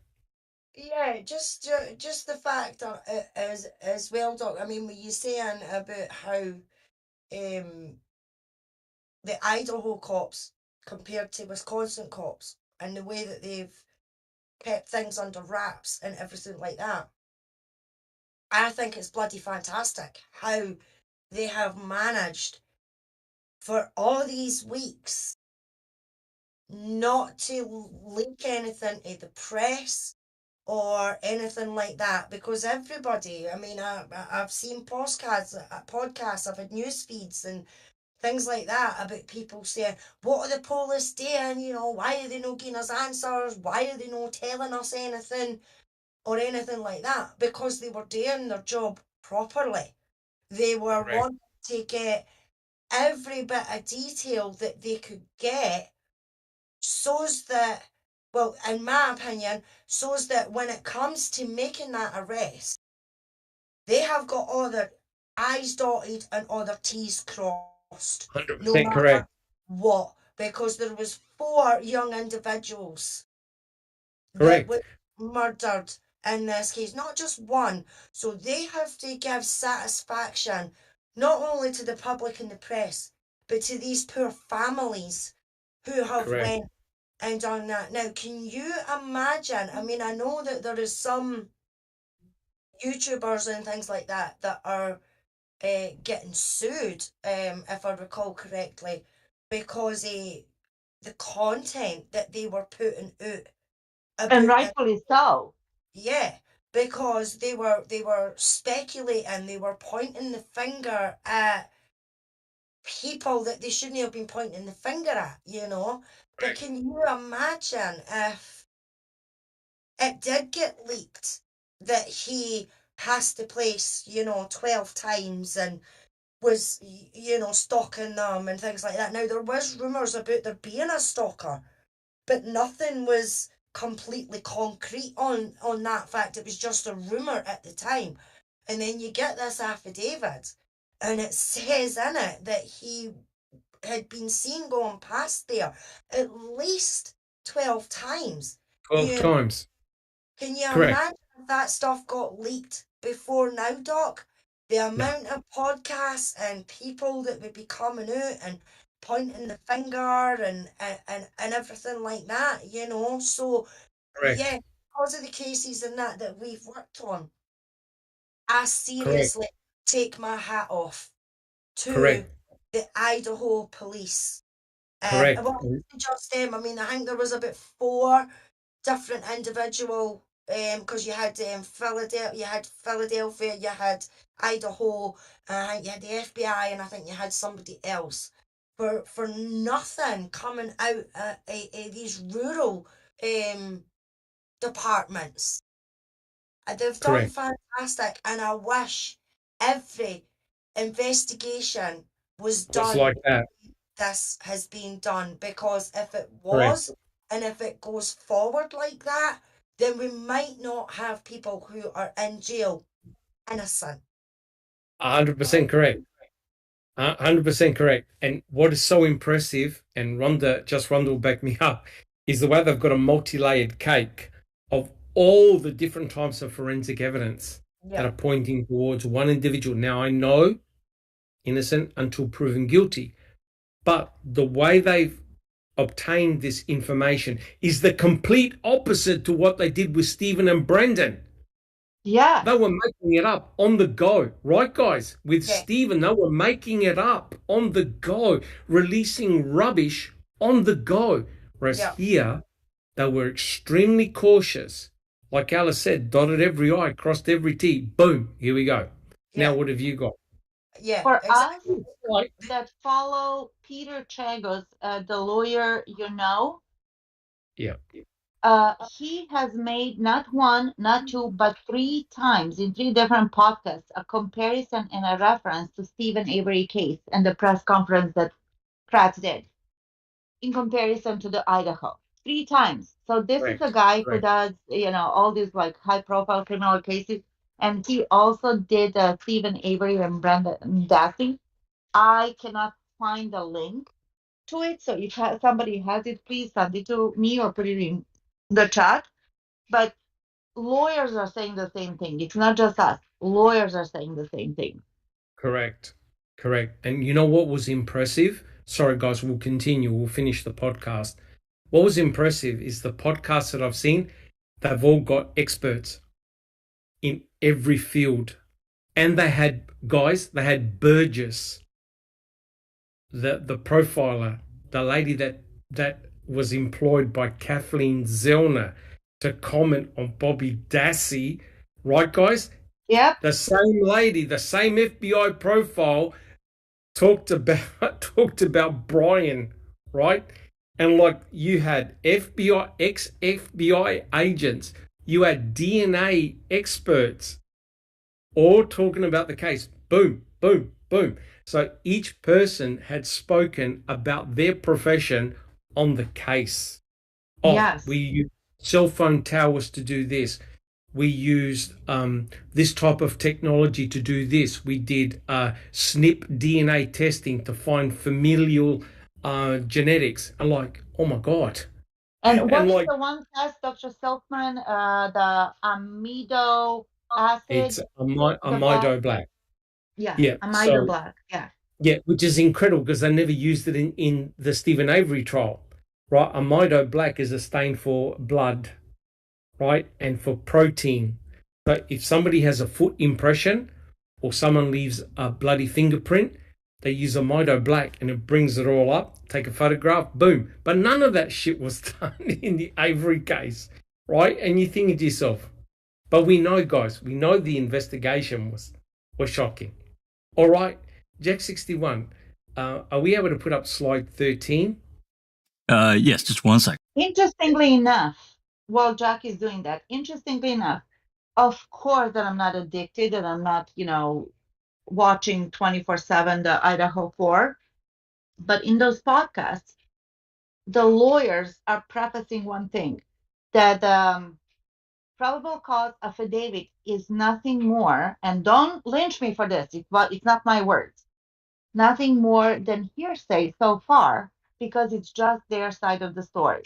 Isn't law interesting? Oh, Yeah. correct. Yeah. Correct. And there's But see, another lawyer that I really love, besides Emily D. Baker. It's Harvard lawyer Lee.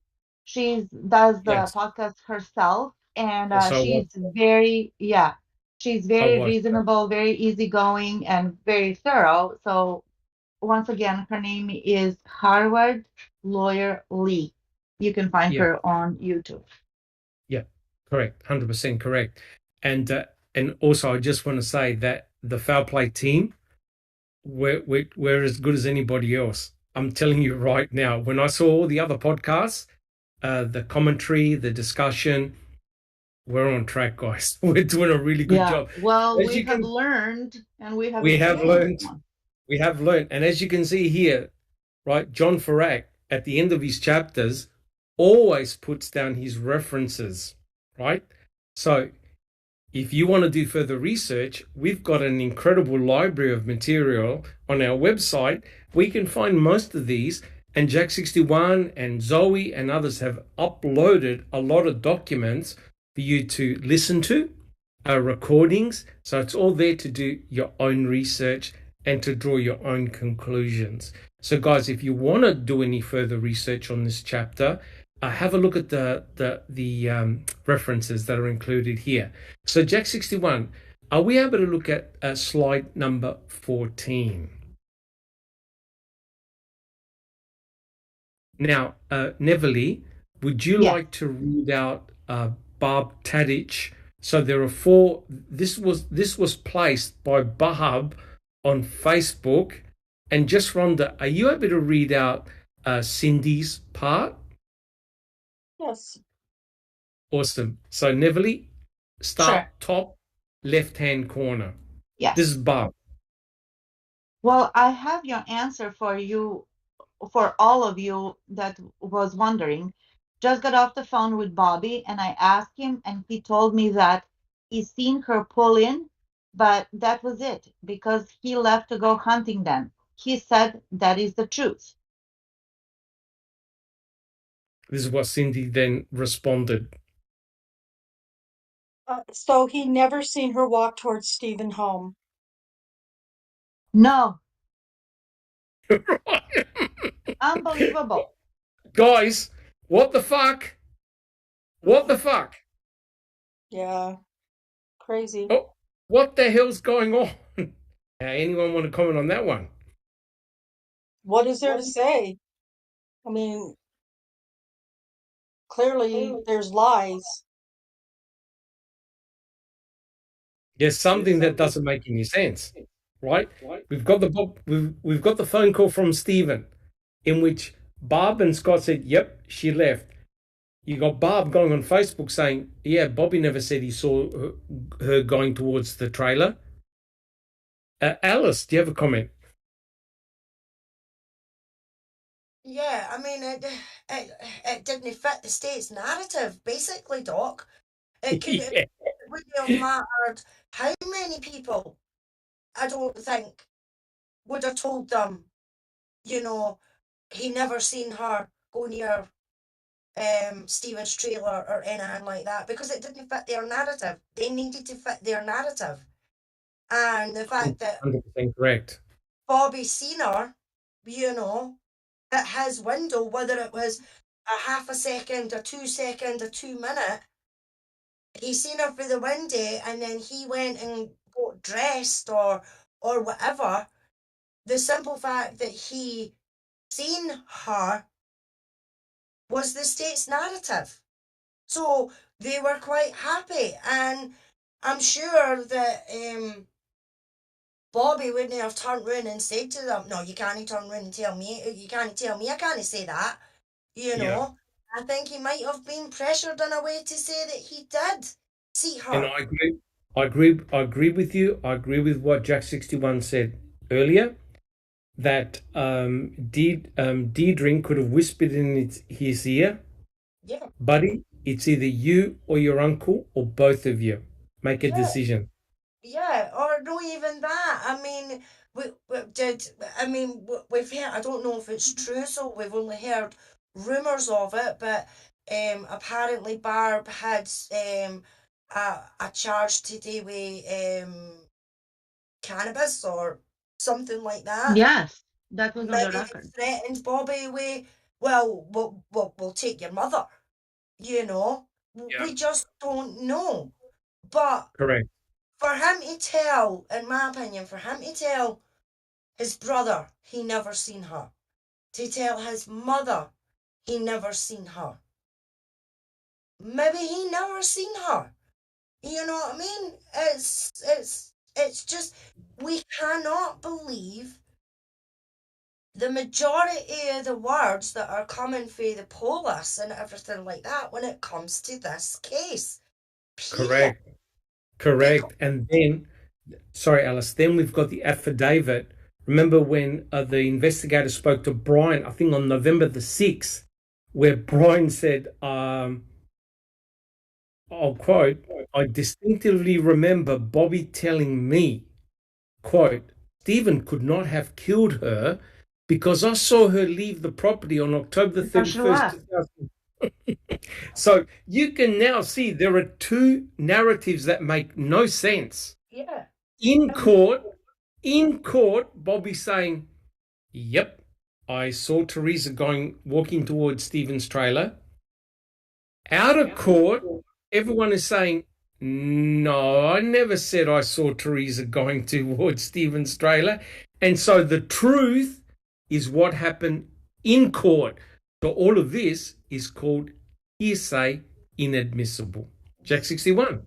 Well, Oh, sorry, Alice. I was just going to say, Doc, well, it should have been inadmissible. But you've also got to remember, I mean, when Bobby got on that stand, maybe he did change his mind and he was going to tell the truth. But you've got to remember, dirty, fat, fleazy crats with his, his rubbing the chin and rubbing the moustache and doing the finger across the The throat signal. sort of thing. Yeah, the signals never lay. Maybe he was going to say that and he gave him a signal. We just don't know. But I think they were all pressured in some sort of way to say Well, what they were going to well, say. They were guys, jammed up. That's what they were. Jammed guys, up. if imagine if Bobby said, "I lied, I never saw her walk towards Stephen's trailer," what would have happened in court, Jack 61? What would have happened? Mistrial. Mistrial, and they would have been dragging Bobby Dassey out, Yep. right? For perjury, right? So He's in a terrible situation. And remember what the jurors wanted. They wanted the judge to give them the testimony of Bobby Dassey again. And the judge said, you have to rely on your personal notes. Now, I don't know how's that legit. Well, allegedly it is, but why? Nobody knows. How could you expect from such a complicated and convoluted case for jury to keep in their heads all what's happening? correct. I don't understand Correct. that. Why But is that imagine, legal? If you want the truth and justice, they then give don't them want the all the truth and tools. justice. They don't want the truth and justice. Imagine you are Stephen and your own nephew is pointing directly at you, your own nephew. And what did Mama Avery say, Jack 61? I thought Bobby liked Stephen. Obviously not. Right. Obviously shocked Yeah, to what's there happening. you go. There you go. No wonder there's a war going on in that family. Now, can we have the next slide, unless anybody's got any additional comments? Just one You brief know, one. I there's think a little time. Yeah. Okay. I'm sorry. Yeah. Sorry, Jack 61. I think Rhonda's got something to, she wants to comment, but just briefly, and we've covered this many times. I still think that Bobby was compromised. I think Scott probably was too. And I think it was all directly from Ken Kratz and Fallon. That's my opinion. No question. No, Jack 61, you put up, remember recently a couple of videos in which Mr. Kratz was at a conference regarding domestic violence victims. Yes. Oh. Now, if you haven't seen it, you must see it, because Kratz uses the creepy voice. That's what we do. That's what we do. And you think to yourself, I hate to use the words, you mofo. You were doing this on the one hand and saying the opposite in the other. How in the hell can you get in front of your peers and lie through your mouth? So you can imagine what he would have done to Scott and Bobby Dassey. The same deal. Hey, you either play with us or you go in as well. Yep, you're either with us or against us. Yep. Correct. And I don't think they would have been worried, what do you think, guys, of having a co-conspirator? Because you think about it, Bobby's a better co-conspirator than Brendan Dassey ever will be. I think they were prepared for that. Correct. They're looking at the scenarios. Which one would work, which one wouldn't. Yeah, Okay. but Brendan would be just Brendan was just so much easier to manipulate. Correct. And guide. 100% correct. Yeah. 100% correct. Well, we know that Kathleen Zellner caused a shitstorm because out came Deirdre in 2017 and did queso too. Right, Jack Yeah. 61? Right, guys? Look, you got Brendan and Stephen that have been convicted. So what the hell are they doing queso 2 about? So Jack 61, can we have the next slide, please?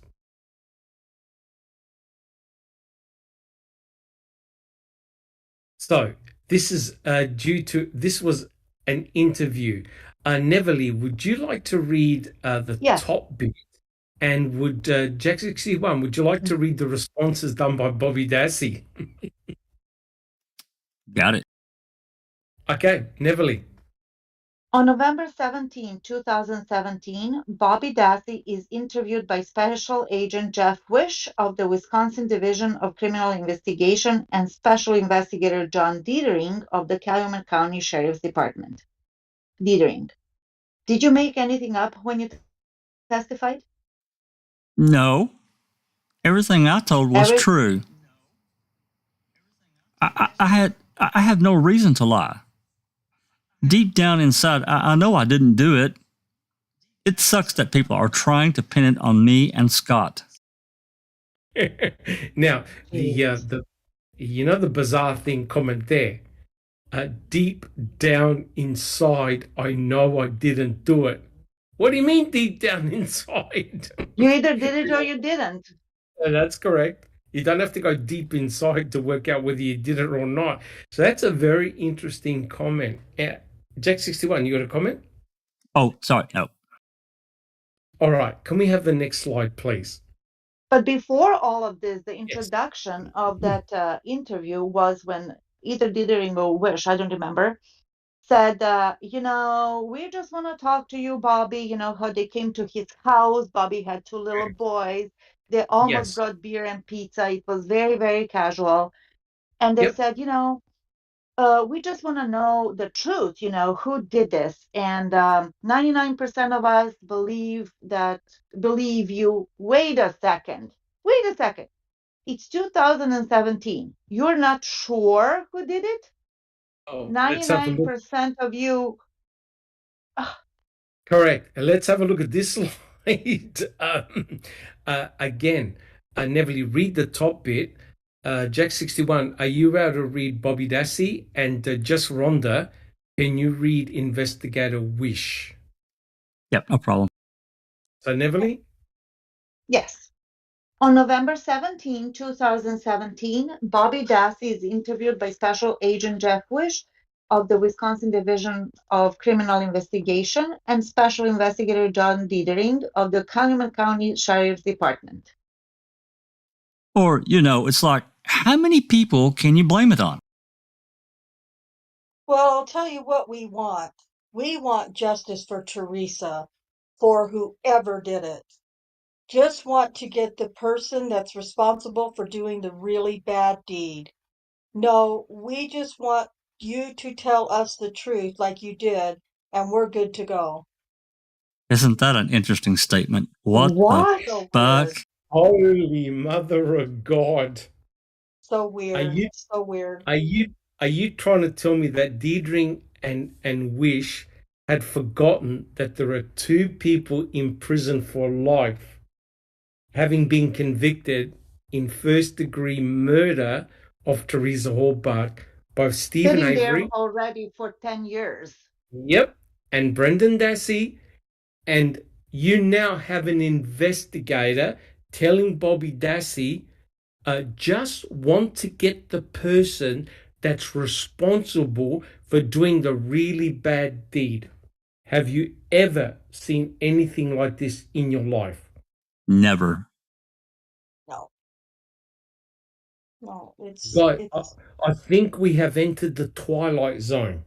No These doubt. investigators are talking to Bobby Dassey because they know that Kathleen Zona's around. They're shit scared and they want to get to the bottom of it and to put the right person responsible for this in prison. Where they've got two people who've been in prison since 2005, 2006, and they're talking to Bobby Dassey as though they're trying to make a discovery. Guys, that's the most bizarre thing I've ever seen in my life. Unbelievable.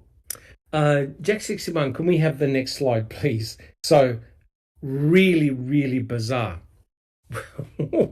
Well, if we have a look at the next slide, I don't recall. Are you able to read a little bit right down below in that's been highlighted? So, quite clearly, Dithering wanted to talk to Scott Tadich and Barb Tadich, right, about many, many things. And Jack 61, we've got this video recording on YouTube, right? Yes, we do. Played it, we analyzed it, and it's our highest rating video. So if you scroll all the way down, I don't recall. Do you see the highlighted text at the bottom? Okay, now I do. Yep. I was let's go. aware that on 10/24/17, Stephen Avery made a phone contact with Barbara Taddick, at which time Stephen referenced Scott striking his mother. Scott was asked, Have a look at the next page. where Stephen might have gotten the idea that Scott struck Scott's mother. Scott indicated he had no idea, and it pisses me the fuck off. Scott stated he knew Stephen Avery for approximately 2 years before the events of 10/31/2005. Scott indicated he had not been dating Barbara very long before 10/31/2005. Scott was asked if he had much contact with Stephen after Stephen was incarcerated. Scott stated Stephen will call Barbara, but indicated not much. Scott stated Barbara will talk with Stephen once in a while. Shall I go on? Yes, please. Okay. Scott stated Stephen called approximately 2 or 3 weeks ago. Scott stated since this phone call was made public, he has been receiving threats on Facebook, Messenger, and text messages. Scott stated these are random people making threats. Scott indicated he lost his temper during the course of the conversation and doesn't remember exactly what he said. He doesn't remember exactly what he said, even though the phone call was recorded, right? So quite clearly, the investigators wanted to get to the bottom of it, right, guys? Right? So any comments so far? All right. So, Jack61, if we can have the next slide. Alice, are you able to read what's been highlighted? So, quite clearly, the investigators talked to Scott. Then Barb came to the restaurant, right? I think it was a Subway, and they spoke with Barb. Alice, are you able to read out what's been highlighted? They spoke with Barbara while Scott was still there, which again, Yes, while Scott was still there. And was that the one that they recorded them without them knowing That's about the it? one. Yep, that's the one where they were recorded. Right. Barb was asked if she knew she had dial-up through America Online, AOL, during October 2005. Barb stated she did not remember if she had AOL dial-up or not. Barb was asked where the computer that they had at the time was kept, and she indicated it was a tower-type computer and she thought it was kept in one of the boys' rooms. Barb believed that it may have been in Bobby or Brendan's room, but she was not positive. Barb stated the computer was also left in the living room at one point. Barb was unsure as to whether the computer had a password. Barb stated everyone used the computer and her ex-husband Tom Yanda was on it all the time. Interesting. Barb made the statement that she never used to lock her house and that anyone could go in there. Barb was asked if she still had the computer that they were speaking about from 2005, and she indicated she did. Barb was asked if we could have access to it, and she indicated take it. Now, remember, guys, right, Jack61, the state had already taken her computer before and analyzed it. Yeah, 12 years earlier. Yep. And now, or 11. Since Kathleen Zellner came on the scene, they were worried. They thought, what the hell have we missed? Keep going, Alice. Barb was asked about Brad Dassey's affidavit regarding her asking to have the computer reformatted. Barb stated this did not take place. Barb stated she wanted someone to clean her computer as it was running slow. Barb stated she believed this conversation took place way before this, prior to 10/31/05. Barb remembered Brad asking her about a password and that he thought he could do it at home. Barb stated once again she never asked Brad to reformat anything and just wanted to make the computer faster. Barb was asked about her knowledge of any pornography on the computer. Barb stated she did not download any pornography and did not know of any who downloaded pornography. Barb stated her ex-husband Tom Yanda would view pornography and had 8 to 10 VHS tapes of pornography. Barb indicated she never saw Tom view pornography on the computer. Very, very interesting. And I think we've got one more on page 20. So they were clearly worried. The investigators were clearly worried about the computer and what Kathleen Zellner's expert had found. Yeah. At this time, Barb drew a map of the Avery property, a copy of which can be found incorporated in this report. Barb was asked about files on the computer titled Teresa Hallback and DNA. Barb stated she knew nothing about the files. Barb stated she had never seen them and had no idea who would have created the files. Barb denied seeing the page that showed Stephen and Teresa together. Barb was asked about the statement that Attorney Zellner provided indicating that Bobby was the only person with access to the computer. Barb stated that was not true and that anyone who came into the residence would have had access to the computer. Barb specifically mentioned her sons and Tom Yander. Barb indicated the doors to the residence were always unlocked. Barb was asked if Bobby accessed the internet. Barb stated she was not sure how much Bobby was on the internet as he worked third shift. Barb was asked when the family got the computer. Barb believed it was sometime between 2002 and 2004, but was unsure of exactly when. Barb was asked if she could recall when they got AOL dial-up, and she stated she had no memory of having it. Barb recalled that the kids would get cards that would give them credits to SMS messages. Correct. 100% correct. So it's very, very interesting that Kathleen Zellner definitely stirred the pot. And it's remarkable that even after analyzing her computer, right, Jack 61, they went back and picked it up again. They went and picked it up again. And didn't they tell Barb not to give the computer to Zellner? Kathleen Zellner. Kept it for 100.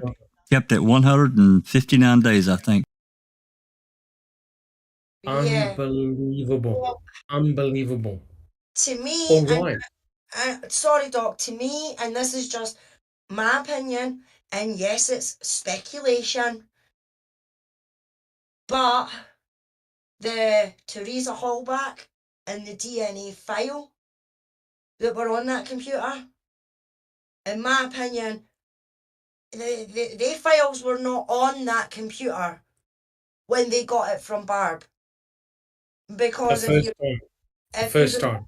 Yeah, if you remember, Doc, that when Kathleen got the computer and her expert ran the tests and everything like that on that computer, he said that there was no file location of for the Teresa Hallback file and the DNA file. Because right? it was found in unallocated space and the metadata was missing. Yeah. Correct. Jack, correct. The metadata was missing. Now, people are going to roll their eyes, I know they are, but we learned a lot about metadata during the Johnny and Amber trial. You know? Correct. And if you create a photo or a file, no matter where you make it from, whether you make it from your phone, whether you make it from your PC, it always gives you it was done on Windows 97. It was done on Windows 2000. If it's your Samsung phone, it's an Android application. If it's an iPhone, it's an iOS application. No matter what you make on your phone or your computer, that data is there because you're the one that's made that file. So Correct. I think it's strange that all of a sudden this file, Teresa Hallback and the DNA file, is on Barb's computer by the time Kathleen gets it. And for them to mention it in this, I think it's them that's done it. I really do. Because to me, that was do you know why there's a folder on there saying Teresa Hallback? Do you know why there's a folder on there saying DNA? That was to try and make it look like Stephen or somebody had used her computer and put this on her computer. Except he was in prison. Except he was in prison. Exactly, Doc. Barb's not going to think of that at that point in time, that when they're coming back and saying to her about these files, that Stephen was actually in prison at the time that they noticed these Correct. files, you know? Like it. So, to me, that is a whole setup on the cops side, on the policy side, definitely. But as I say, that's my speculation and my opinion. I don't know if anybody else agrees. I think it's important to note, just briefly, and I'm pretty sure I'm not about this, but the second forensic evaluation of that computer, I'm almost positive the state has still not released the results from that. Yeah. Yep. And likely we're not going to see it. No. And you know what's remarkable? I know I keep on going back to the Brian Koberger case, but I'll tell you right now that mobile phone, computer, anything electronic has been gone through forensically from top to bottom. Right, just Rhonda? From top to bottom. And they will trace absolutely everything and present it. There'll be no holding back like there is in the Avery case, right? Just Rhonda. Every movement was tracked in the Koberger case. Every movement, going all the way back to, I believe, at least June of 2022, when they started And knowing that he had been going to Moscow and in the area of where the students lived. Correct. Correct. and this is just some cherry-picked evidence that they decided to list in the when they applied for the arrest, right? In the PCA. So there's so much more to come. This is not all Yeah. they've got. 100% correct. Now, I understand that this was 2005, the murder of Teresa Horbach. So cell tower pings, etc., were not as obviously detailed, and the phones weren't obviously as good as they are today. But I believe a much more thorough analysis could have been done, right? Could have been done and should have been done to look at phone pings of everyone, and see exactly where the phones were, where they turned off. Because isn't it interesting, guys, that Brian had allegedly turned off and on his phone at specific times, right? Just Rhonda. Yep. Yeah. He And turned it off. Yeah, he turned it off yep, the night of the murders, and then he went, and then he turned it off for a long, long time, but they were able to track that he had gone through an entire different location yes, to get back home correct. to, and they were able to see that he had gone back to the house the morning Yes, of the murders Next before morning. there was any Yep. police activity. On the next morning. Yeah. And Yeah, so don't forget, with Teresa Horbach, her phone no longer pinged at 2:41 p.m. After right. 2:41, it was dead silent. So the question is, did her attacker turn off the phone, or did Teresa Horbach turn off her phone? You know, it's all these questions need to be asked. All right. Okay, Jack 61, we've got the final slide before we play back the recording. This is slide 21. Jack 61, can you read out what's been highlighted? Remember what Scott Tadich said, the rumor about Stephen and Brendan Dassey. Jack 61. the molestation part. Yep. So Jack 61, can you read that out? Yep. Yeah, the rumor about the molestation. So this is on the in caso. Taddick went on to indicate Brendan spends most of his time with Stephen and that Stephen had taken Brendan, quote unquote, up north a lot. Scott went on to indicate his gut feeling is that Stephen had some sort of sexual relationship with Brendan, but he has nothing to back this feeling up. Now, what's the What's the worst thing you can say to someone? Exactly That that. that you are Exactly sexually molesting a child, right? And if you want to character assassinate Stephen, that's exactly what you say. And that's what Stephen challenged Barb about on the phone call, saying, well, your husband has made all these allegations. I haven't touched Brendan at all. And remember when they asked him, when his mother asked him about, oh, was Stephen being in the because Mum, wrestling. You know how you grab moves, and boys are boys. And then Scott Tadich turns it around and say, well, it's I think there's a bit of sexual molestation going on, but I can't back it up. There's nothing to back up this feeling.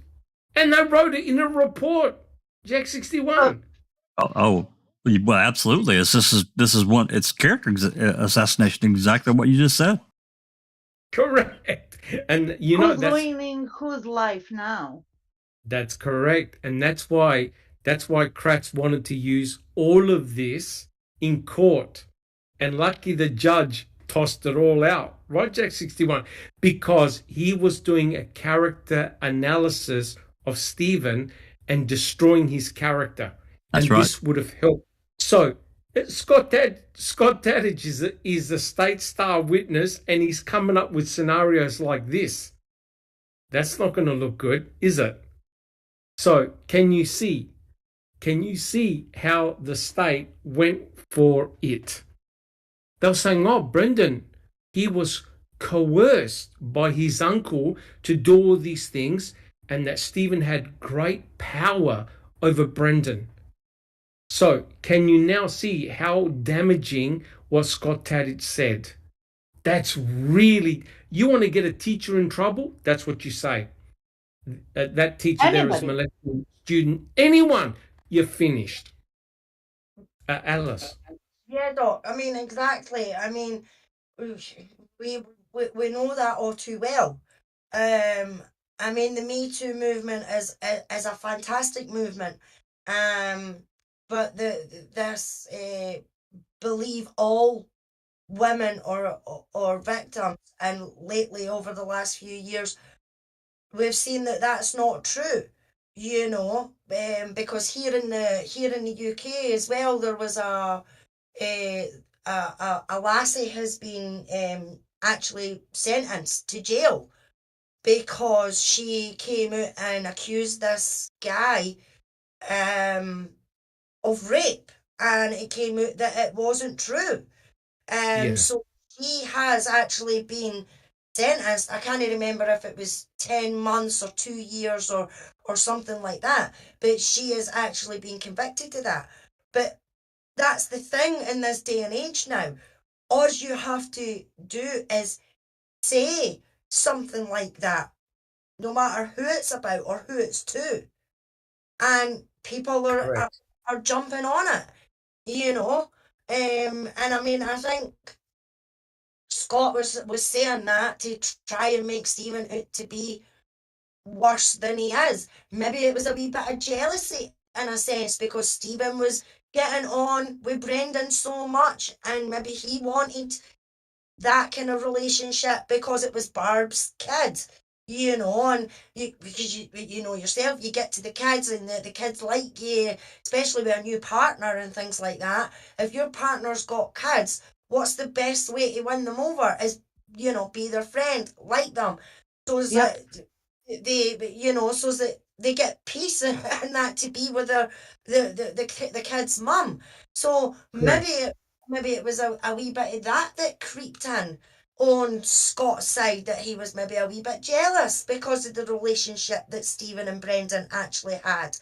And I take a wee bit of offence, Doc, to you saying about the boys and that doing the wrestling and everything like that. I was a single mum with a boy. No.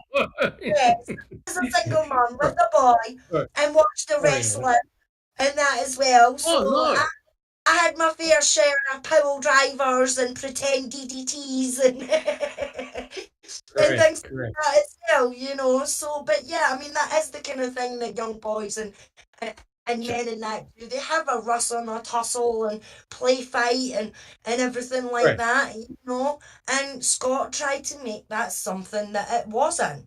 Yep. Could it have just been because of the circumstances that they were in and that they were, because of what the police and all that were bringing out, evidence-wise and everything like that, that Correct. some of them did actually start to believe that maybe Stephen did do it, you know? Correct.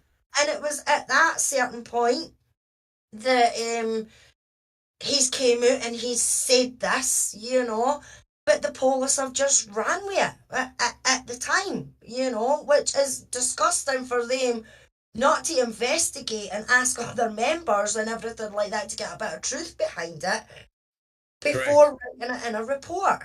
You know, but in saying that, it does not shock me anymore about these fucking police officers who done the shittiest investigation possible, and now two innocent men, because even though Brendan was a child when it happened, he's a fully grown man now, you know, Yes.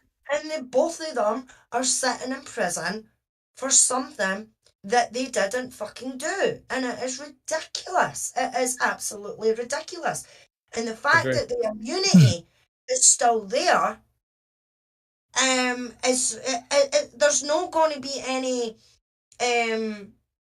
what's the word I'm looking for? There's not going to be any repercussions or No. anything like that to come to Kratz or Uyghur or Correct. Fassbender or anything like that. You know what I Even mean? the judge. Yeah, even the Nothing. judge, which is completely wrong. So Correct. it's just ridiculous. It really is. Thank you, Alice. And Jack 61.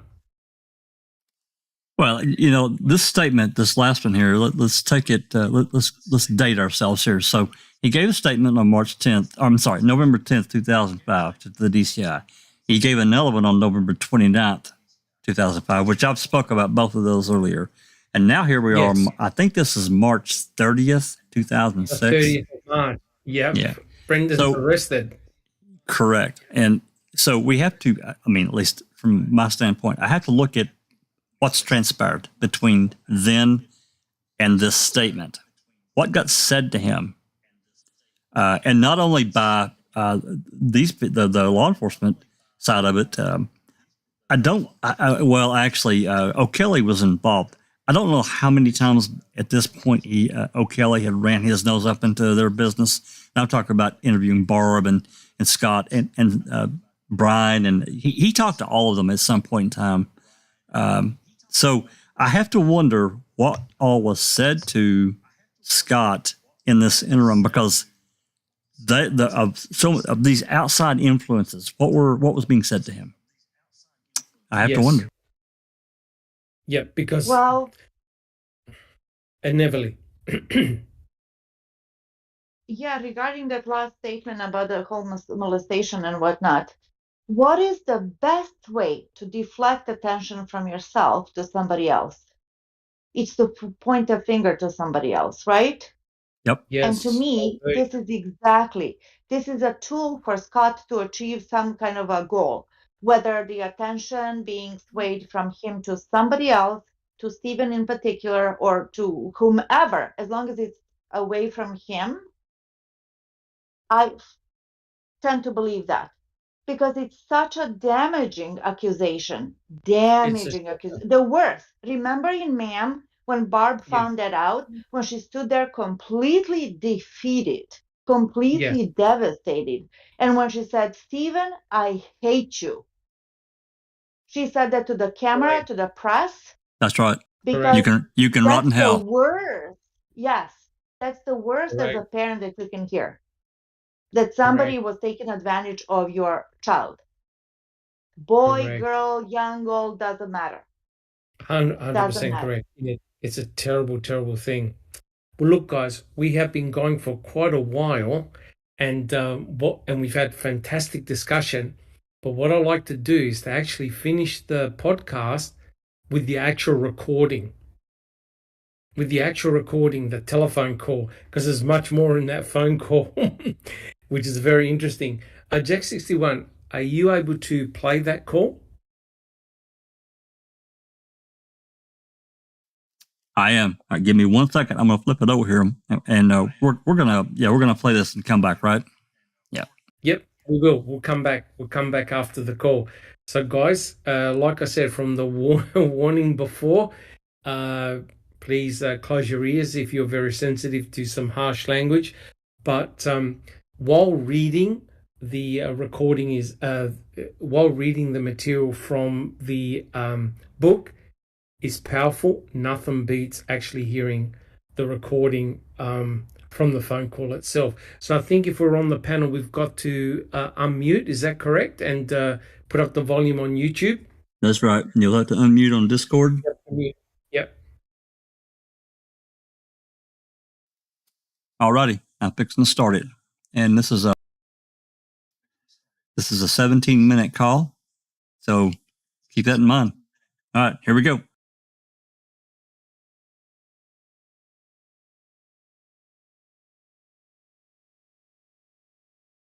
Hello, this is a prepaid collect call from an inmate at Waupun Correctional Institution. All calls, other than properly placed attorney calls, may be monitored and recorded. To accept charges, press 1. To refuse charges, thank you for using CenturyLink. You may start the conversation now. Yeah, what are you doing? What the fuck is going on? What's going on? Yeah. Where? What do you mean, where? Oh, that. Why is she starting up with Scott and Bobby again? Well, it's going wherever the evidence is going. Yeah. So she's gonna take down my fucking family again? If that's where the lead is gonna go, I don't know. And fucking better not, because you'll have a dead sister. Well. Yeah. Well, I don't think it's kind of him. It's the other one. Who's the other one? Your husband. He didn't do it either, Christ, Stephen. I was fucking with him. Well, you weren't with him all day. I was with him from 5 o'clock on. Yeah. And, yeah, plus he was in the hospital with his mother for most of the day. So you tell me. Well, nothing. I don't know about that either. Because yes, he was. They got the records of the hospital and everything. What's that gonna do? He was up there seeing his mom. Everything is recorded there anyway. No, it's not. What do you mean? There ain't no cameras out there? The hospital? Yeah. In the room? No, not in the room, in the parking lot or around there. So you're actually thinking Scott did this? No, don't ask me. I don't know who did it. I know I did. Well, neither did he. Well. And neither did Bobby. So she better get it right out of her fucking mind, because I called that bitch today. Well, she wasn't in. I know she wasn't in. No. I know, but I still called her and left her a message. No. Yeah, I did. No. Yeah. Well, I don't know where we give her fucking information, and this is what she turns around and does? Oh, she's been doing this for quite a while already. Yeah, so she's gonna try to ruin a happy family. He's got 2 kids that he's got to worry about now. No. Yeah. Why is all that shit on the computer? There was nothing on my fucking computer. All day, I didn't even have fucking internet back then. Yes, you did. No, I didn't. What do you mean you did? No, I didn't have internet. You did. No, I didn't. At that time you did. Before that you did. No, I didn't. You did? Well, it's on the computer. I did not have internet. Well, nothing. I didn't. You got the paperwork? How do you do fucking paperwork? All I had was direct dish. That's all I had. That's all I could afford. Well, no, you had the internet. No, I didn't. Yeah, because we were on it. Who was on it? You were that woman, and I was there too. What woman? The woman that you had, I don't know, you couldn't get something on it or something. Huh? What the fuck are you talking about? I've never had internet. You can ask any one of my boys. I didn't have internet back then. Well, I didn't have internet until this place here.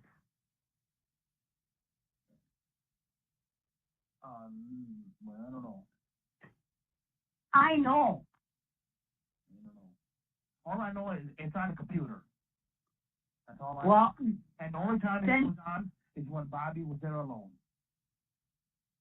Really? Yeah. Well, there's times and everything. Huh? There's times and everything. Bobby said he was sleeping. And he wasn't sleeping. He was on the internet. He was on the computer. He worked third shift, Stephen. You got that right. This was during the day, after you got home from work. Bullshit. Yeah, the time is there. Bullshit.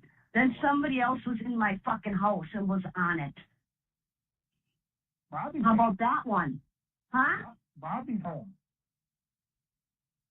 He wasn't always home. Well, most of the time he was home. No. And he said, he left. She left. Yeah, she left. Yeah. Yeah. Well, he didn't testify for that.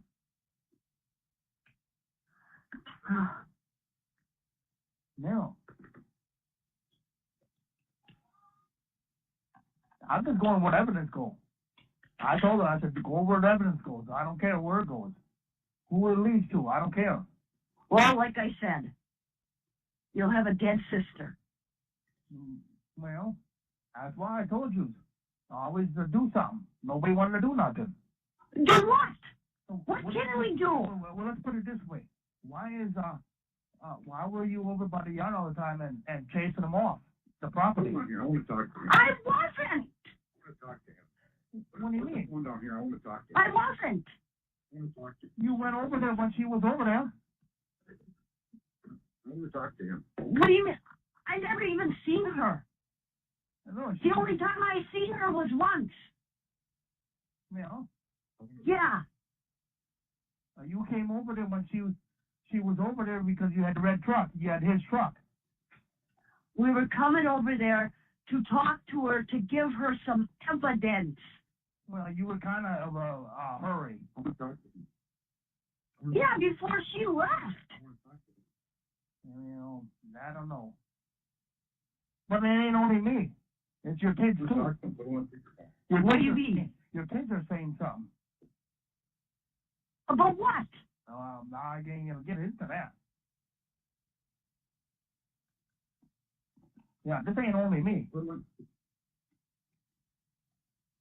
My kids aren't saying shit. they're all fucking- Just like I was supposed to call Auto Trader. Yeah, well, that's another thing. That's on the computer. Bullshit. I want to talk to him. Yeah. Bullshit. Then somebody else was on my fucking computer after they took it. You're talking to him. Well. Yeah. No, nobody. I want to talk to him. Because you got the computer back. This was a hard drive. That was the fucking hard drive they took. Yeah. Yeah. Yeah. So I I don't want know. to talk to Stephen. I don't know. I just want to get down to the truth and see who did it. Well, so do I. Well. But you should know fucking better that it wouldn't be my fucking kids Or me. or Scott. Well, how do I know that? I don't know him, and I don't know nobody. I know they got a temper. That's all I know. Who does? Well, you don't want me to put it over the phone, do you? Well, I got a temper right now. Let me talk to him. Yeah. Let me talk to him. That ain't my problem. I asked you the guys to do everything for me, and you got. I said I asked you to do something. You never did it. What was I supposed to do? Well, you could I have didn't. when they threatened you and everything else. You could have brought all that shit out, but you didn't want to. It took. I did. It took. I did too bring it out. It took this documentary to bring this shit out to where you guys realize. Otherwise, right at the first start, you're blaming me. And you should have knew better. The first time when they happened to me. But no. You just don't get it, do you? No, you guys You don't know how badly we were pressured. Huh. I'm on the phone. You got him out, don't you? I want to talk to him. Huh? You got him out. You could have put it out there. You got the internet. You got everything. Oh, no. Oh, go ahead. Search the house. We'll go to Michigan. You know, whatever Who they goes said, to Michigan? whatever they said, you did. When you went to Fox No, I didn't. Why wouldn't you stay in the house then? For fucking air, huh? Huh? Why wouldn't you stay in the house then? Why would you go to Fox Lake? Fox Hills. I had no choice. You had no choice. You always They had would, a choice. if I would have left Fox Hills, they would have arrested me. For what? That's what they told me. Well, I don't care what they say. They can't threaten you, get away with it. That's all out there already. Well, I don't see none of it. That's been out there. Well, I don't see it. I don't see it on the documentary. You didn't even watch the documentary. He ain't got a fucking clue. I got a printout of the documentary. That's how fucking intelligent he is. Yeah, I got a copy of it on paper that a woman from the UK sent me. Yeah. So I know what's on there. That shit ain't on there. Yeah, nobody looked out for me at these 12 years. Nobody looked out for me either, but we all had to go through. Yeah. Well, but Yeah. if I were to put it on. I had a family over there ignored me for fucking 4 years. Well, you shouldn't have moved out of that house. You should have stayed there. It didn't have nothing to do with that. And that was fucking Mark Wiegert's doings. No, that was your guy. Yes. All calls, other than properly placed attorney calls, may be monitored and recorded. Because you could have told him to get off the property. I want to talk to that fucking little bastard. I want that motherfucker to answer some fucking questions. Fuck Stephen Avery. He is a piece of shit. He's been all his fucking life. Shut Let up. him talk to the cocksucking loser. Fuck him. All he's doing, the only evidence they got is against him, and he's trying to gas for air to blame it on somebody else. He's a fucking loser. I wasn't even on that fucking property that day, you goddamn idiot. That's how fucking intelligent you are. You warned yourself so you can get out and do something stupid again, you dumb fuck. I can't wait to get out and kick your fucking ass. Fucking motherfucker. I ain't scared of him. I ain't scared of him. Wow. You ruined my fucking life. You ruined my fucking name, you dumb cocksucker. You fucking jailbird motherfucker. Yeah. I hate the cocksucker. You ruined my fucking life. Yeah. Because he's trying to get out of fucking prison. And you ruined mine. You ruined You mine. should Look have what let him you on the first fucking place. Yeah, you little fucker, look what you did. What you said. Motherfucker's all for him and nobody else. You don't get Oh, I hate that cocksucker. I hate ruined you our too. family. Everybody hates you. It's all because of this shit. You know? Yeah. He should have been talking. He accused me from with the boys that was touching them. It came from him. So he wanted the cops to put the blame on me all. So who would say something like that? I did something to the boys. I don't know. I didn't read none of the shit, okay? Yeah. That's why nobody wanted to read nothing and see about nothing. Any guilty person would say and try to blame it onto somebody else. Oh, I was fucking with the boy. Okay. Oh, how about you? He says you and Brenda were having sex or something? Shut up. Or Brian, yeah. That's just like Mark Wiegert and Wendy Baldwin trying to get me to say that you molested me. How about that one? Yeah. He tried to get me to say the same thing with Brendan for him, and I fucking defended this stupid cocksucker. But no, that's not what the papers say. That is, he just said that ain't what the paper said. Yeah. Fuck him. Yeah, but that's on the paperwork. He is. Well, they can switch all that. He's a stupid fuck. You know? Yeah. Look how bad he fucked your family when he got out of prison the first time. Yeah, see? That fucker needs to be locked up. How about his mother? What about his mother? Yeah. What about his mother? Yeah, talk about my mother, you cocksucker! I'll put you in the fucking ground! Yeah? Fucking bastard! Yeah. I don't give a fuck. This cocksucker's a loser. He's grasping for air. Yeah, you pulled the phone out and everything The else. only evidence they got is against him. Huh? His mother had to call the cops on him. He never touched his mother. You stupid fucker! I already asked her all of that. Smart man you are. 36 Yeah. years of credit, you know the world. I am. Yeah. Don't have a bully then. Fuck him. He wants to cause trouble, I'll cause trouble. Yeah. Just needs to stop. Well, it's going to stop when it's over. It needs to stop now. We can't. Yeah. That's why. Well, that's why. like I said, you will end up as a dead sister because I can't take this shit no more. Well, then shut the computer off then. The computer ain't on. Shut everything off. You don't need a phone. Just go to work. Yeah. Okay. Whatever. And I'll bet you. I gotta go. Brendan's calling me. Hey, I'll bet you. I gotta go. Brendan's calling me. Yeah. Okay. Bye.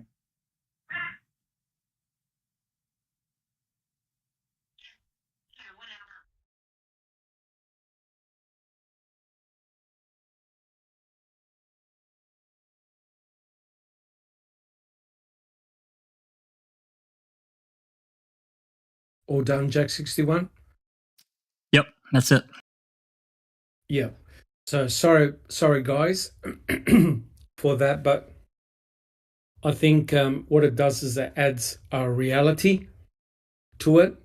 It really gives context. The only thing that I could pick up from that, or there's several things, and I'll get everyone to just to quickly comment because I think Neverly has to finish soon, is just, to me, the absolute from the heart honesty from Stephen. There's no deception in his voice. He is hurt as hell. And the absolute vitriol from Scott Tadich is just beyond the pale. You know, really scary. All right, guys, we'll just quickly go around the table. Let us know what you think of that call. Alice. No, shall we start with Neverly first? Neverly. Thank you, Dr. Silkman. Yeah, heart-wrenching, just sad what's happening in the family, in their lives. But fuck, oh, I meant to say fudge. Stephen and Brendan have been at this point in jail, in prison for over 10 years. Think about them as well. And behind the magic, said anybody else notice how Stephen was like even killed throughout the conversation, the phone call? Yes. Because in his mind, he's speaking, you know, and he's still being polite to Barb. He still is, regardless of what he's saying. He didn't want to offend Scott. He didn't want to call him all the explicitives that that's called him. He didn't do that. None of it. He just says, I want the truth and I want to see where this is going. Correct.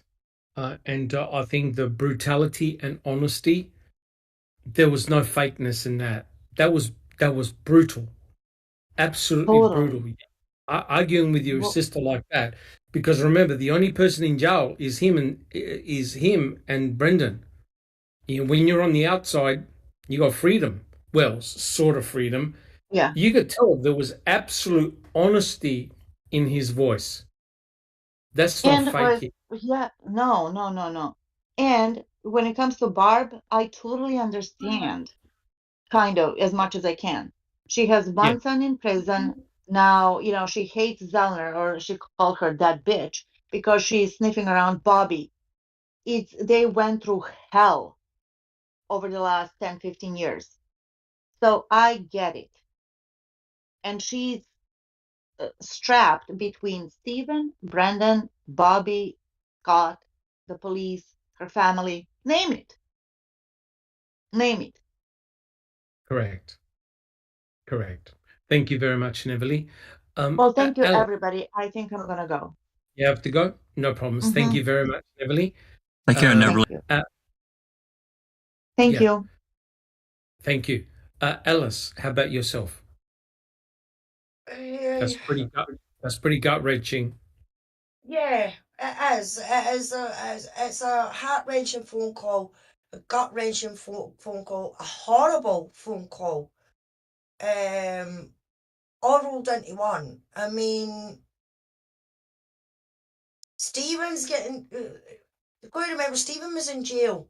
So he's getting this information from his lawyer and the paperwork that she's handing over, So that's how Stephen's coming out with, he was done for hitting his mother and things like that.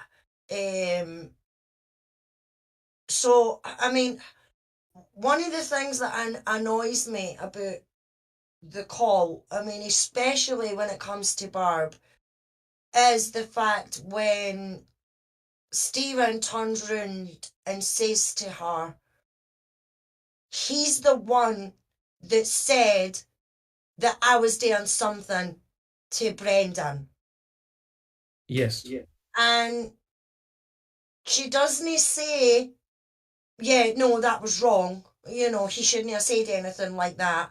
Or she didn't, turn around and say to him, did you say something like that? She didn't question it. She didn't confront it. She just turned it round and went, well, they wanted me to say that you tried to date with me too.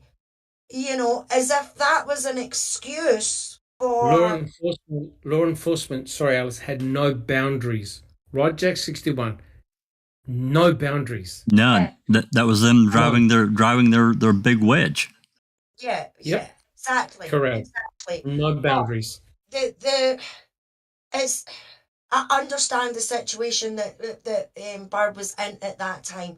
Delner's just put this motion in. She's accusing another one of Barb's kids of committing a heinous crime when one of her sons is already sitting in jail for that particular crime. So yeah, like any mother whose kids are being attacked, she's going to be on the defensive. But she also knew what they had done to her brother. So Yes. in my opinion, she should have been more defensive of Stephen, especially when it came to the police and what the police were saying. So for when she heard this coming from Stephen saying, well, he's the one that says that I molested Brendan. Why did she know? Say, where did you hear that from? And he could have said, well, it's in the paperwork. It's there in black and white in a Casio police report that Scott had said this, But she was more on the defensive of Scott, which I don't think was right. I mean, that bothers me because I would go to the hilt for my family. And if anybody came up with accusations like that about somebody in my family, I would be like, what? Where did you hear that? Where did that information come from? you know, I would question it. I would be like, you know, so that's what annoys me about that certain part of that phone call, because she knew how bad the cops were with Stephen and everything like that. So she should have thought this could have been something that they were just saying to get to Stephen, you know what I mean? But Clear instead, things up. yeah, Yeah, exactly though, exactly. But she doesn't. But then the frame of mind and everything like that that she was in was awful. It was terrible. She was being, as correct. she says herself, they were being pressured, you know. Um 100%. yeah, yeah. So I think, well, that's one of the wee things. I mean, I hate that phone call. I really do hate that phone call, because it's no nice for Barb, and it's no nice. It doesn't put Scott in a very good light either. I mean, the only one that was calm out of that whole phone call was Stephen. The feeling. Yeah, it was Correct. Stephen, you know. But the main thing that bothers me about that whole situation, as I says, is the fact that when Stephen turns around and tells her that Scott's the one that has said this about him and Brendan, she doesn't defend Stephen in any way and say, no, I know you wouldn't do anything like that. You know, she just kind of flips the switch and says, well, they tried to get me to say that you done something to me.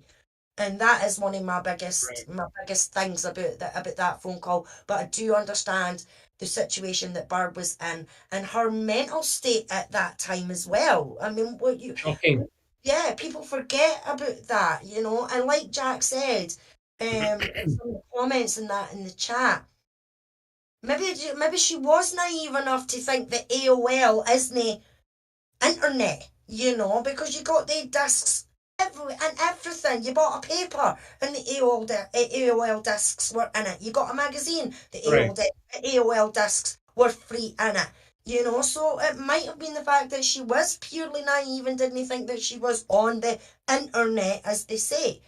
As a permanent connection. Exactly, Yeah, Doc. Yeah, and the kids would have known a lot more about that kind of stuff than yeah, Barb ever would. Like today's day and correct. age, if you hand the kids a mobile phone or whatever and say, "Oh, I can't get such and Right. such working," they're on it in 2 seconds and they've got it right Yeah. in front of you and go, "There you go." You know, you duh. You know, so it could have What's been your exactly the problem? same. Yeah, it could have been exactly the same Right. situation that she didn't actually realize at that time that was actually gone on the internet. Correct. Thank you so much, Alice. I really appreciate it. And thank you for your reading of Scott Tadich. You did an even better job than Scott Tadich Yeah, did. I think it was Thank you so much. TJ that said I prefer Alice's version better. Great. Thank you very much, Alice. Jack 61, what did you think of that phone call? Brutal. It was a brutal call. I think it highlights a number of things that Alice has already covered. But in another sense, it also highlights, I think, some naivety from Barb, because I don't think that they either got or sought out any of the legal documentation to see what these reports were actually reflecting. She probably relied on, because she had to work. She had a full time job. I think she Correct. probably, yeah, I think she relied on word of mouth. I think the cops were in her ear a lot. Whether how much that she believed of what they were telling her or not, that's a different story. But I think it shows some naivety. And, speaking just generally about these AOL discs that we would get, I remember distinctly from the late 90s when all this really came about. You got them from AOL, Prodigy, uh, Netscape. There were Yes. some other CompuServe. There was another one. And you get a 20, 30-hour trial all the time. You find that shit everywhere. And there were even a few that I remember you could get a 100-hour trial, free trial, 100 hours free. Yes. They were Yes. they were pretty common. And Pete Moss did ask a good question when she see it on her phone bill. Now, you did have to put in a credit card, but if you canceled prior, nothing ever showed up on your card, your bank card, Yeah, whatever. It was gone. Wasn't touched. Yeah. I think I do think this showed a really dark moment for Scott Taddick. I think he blew up to a degree that I understand he was upset and angry. I get that, but holy shit.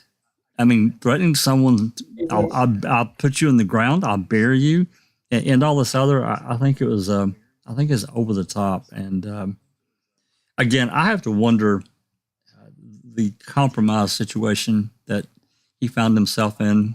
I think he was compromised. I think Bobby was compromised. I don't know what the prosecution said to them. I suspect I know. I can speculate. It's mine. It's my opinion. It doesn't mean shit. It doesn't mean anything. I think that's what happened.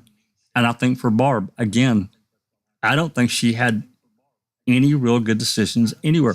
I mean, if she could have found a really good lawyer pro bono, hey, maybe, Doc, I don't know, they could have helped.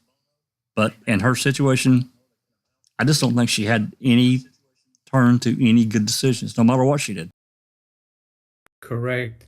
Thank you, Jack 61. It's a whole family that's compromised, right, by law enforcement, and we've seen it. We've read the documents, and they attacked, and they were trying to convince the brothers, the sister. Stephen did this. Look at the evidence. Look at this. They were seeding it in their minds, right? And look what happened with the Innocence Project. The Innocence Project dumped Stephen Avery like a hot potato, took his picture off the website, everything. They didn't want to know anything about him. And here's the crux. Instead of abandoning Stephen, they could have supported him and showed a unified force to say, no, you're setting him up. Come on, you're setting him up. This can't be real. But instead, they all scattered. They all scattered to the wind. And I'm sure the law enforcement said, guys, we can easily rope you in, right? Now, if we're talking about a planting scenario, right? Hey, you got the crime lab? You need somebody else's DNA in there? No problems. No problem. They got the DNA swabs of everyone. That's right. Everyone. You need some DNA to magically appear? No problem. Oh, look at this item. Oh, we got some. What's your DNA doing there? And it goes to show the power of using DNA for forensic evidence against somebody, because there's no test for planting. So everyone on the Avery salvage yard were walking around like chickens without heads thinking, oh my God, are we next? So they all pointed a finger. Most of them pointed a finger at poor Stephen. I don't recall. What did you think of that phone call? Well, I don't blame Scott for being mad, but he was mad at the wrong person. He should be mad at the police. They're the ones that, created this mess and kept, trying to make it worse, in my opinion. And secondly, I wonder what do you all think Barb meant when she said that he would have a dead sister? I can think of a few different things that she could mean, but I don't know. I believe I've read, I actually read, don't quote me on this. Somebody asked her that, and she said self-harm. Oh, okay. Because she had it up to here. Couldn't take it anymore.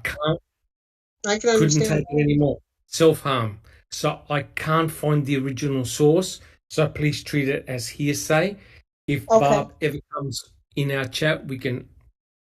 That's a horrible thing to ask, but I remember distinctively somebody asking her that, what did you mean you would have a dead sister?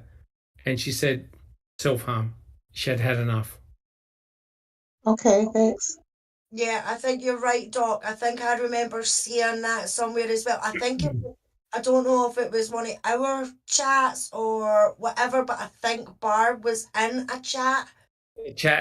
Correct. I think it came from her herself, that what she meant by that, because I don't know if we were going on about Scott or what, thinking maybe she meant that he was going to hurt her or something like that, and she replied, no, she was meaning self-harm.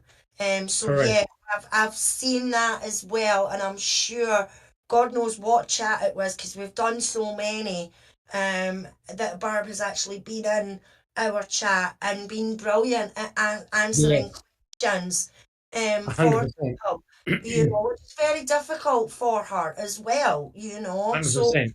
it's great when she actually comes in, when any of the family come in and answer questions to the best of their ability, because it's a long time ago now, and things will have faded and things like that, and nobody will remember every single bit of the whole thing, you know. But yeah, I'm positive you're right, Doc. She definitely said herself in a herself. chat that it Yeah. was. Yes. All right. And just Rhonda, what did you think of that phone call? Heartbreaking. Um, Family is the dynamic around family relationships is much stronger than any other relationship. And Yes. as much as you know, we say our family is the most important thing to us, uh, none of us can say what would be our breaking point. And Correct. you know, I feel heartbroken for Stephen because when he says nobody's been looking out for me, well, that's true. Nobody was looking out for him, but then nobody was looking out for Brendan or Barb. Um, and I'm really sorry this is going to come off as really crass and rude and hateful, but I'm not really concerned about Scott because he's not part of that family dynamic. At least not at that point. He was not, and maybe he is now. I don't know. I can't say. But so his reactions to Stephen's comments are even more, especially more upsetting to me because they are so over the top, and he sounds more like somebody who's just really pissed off and angry because their own uh, half truths or misstatements or lies, whatever anybody wants to call them, um, are being brought to the surface, and he knows Correct. that, and he's that pisses him off. I think that's just again my opinion, but Correct. it's just heartbreaking. And I feel bad for Barb. You know, being the mother of 5 boys myself, I can't imagine any one of my sons being in a situation even half as severe as what Brendan's is. And but I will tell you this. I'll tell you this much. I've been in one marriage after my kids' father passed away, and several other relationships with men since that second marriage ended. And that was the quickest way to get me to end a relationship, was to fuck with one of my kids. Don't fuck with my kids. Don't accuse my kids of anything. If there is something to be accused, you know, an accusation to be made, I'll deal with that. But any man, married to him or not, is not going to be allowed. They don't have any special rights or privileges to come into my relationship with my sons or my daughter for that matter, and not be 100% supportive of me and of them. If they are not 100% supportive of me and my kids, then I have no use for them. The Yes. phone call is heartbreaking. Yes. Thank you so much, just Rhonda, and thank you for your honesty and heartbreaking story. And what can you do? I mean, to me, I saw it was brutal, straight to the point, and there's no doubt that Kathleen Zellner told Stephen, right, this is what you need to talk about, and he let off a bomb, a grenade, and Scott Tadge went ballistic, right? We can spend hours just talking about what Scott said. You know, basically, he was even upset that Scott that Stephen got released and caused all the trouble in the household. Right? He wasn't even happy that Stephen got exonerated. He just called him a troublemaker. All right. Well, look, guys. Today's episode, like I said, no wonder we had the warning at the front. But I want to thank everyone on the panel and in chat for an incredible episode. That was very, very heart-wrenching. But like I said, what is impressive is we just didn't look at the book. We looked at official documents. We backed everything up. And we also played the phone call so you can hear it yourself in context, which is truly remarkable. Well, look, guys, I'd like to, again, thank you for joining us so much. I'll see if anyone's got any last additional comments. And hopefully we'll all be back next week for another reading with the crew. And Jack61, did you have any final closing comments? Well, just about. I mean, we've taken a break, to the holidays and so forth. Haven't done any open mics really to mount anything, but we're going to start back tomorrow. Cherie was able to get a document. It concerns Brendan that we've never read, and this is I've read a little bit of it, but we're going to start back tomorrow with open mic, and certainly we invite whoever wants to join in. I think the document's roughly 70 pages or whatever, but I'd like to read it. Start open this year off with something about Brendan, because I think we all have really strong feelings about him and how badly he got screwed by the system. Yes. One final thing about what we just went through today, and think about your own family and so forth, and how quickly we've seen these situations in other families, how quickly domestic violence can escalate, or domestic situations.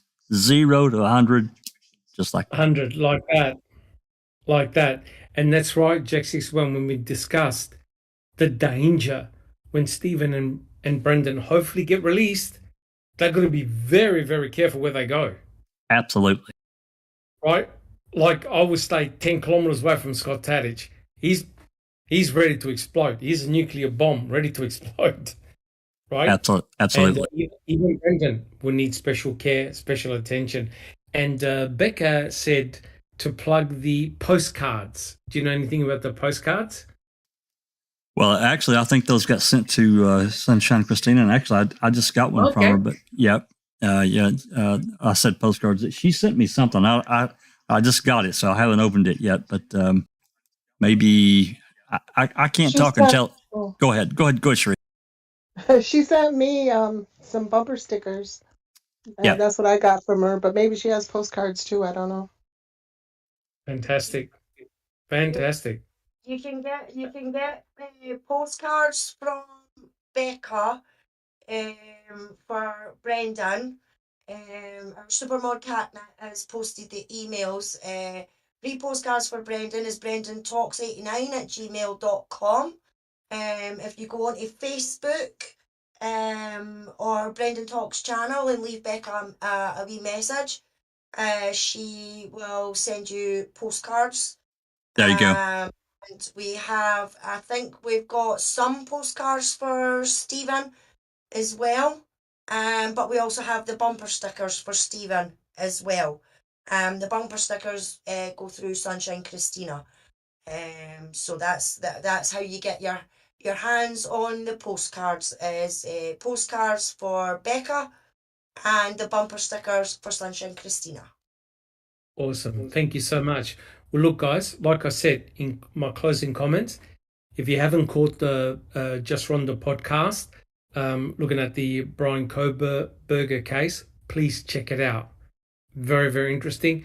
And us on Foul Play, we're going to keep a close ear out on developments, and we may even have round the table open mic type discussions, because it's extremely topical at the moment. Unbelievable.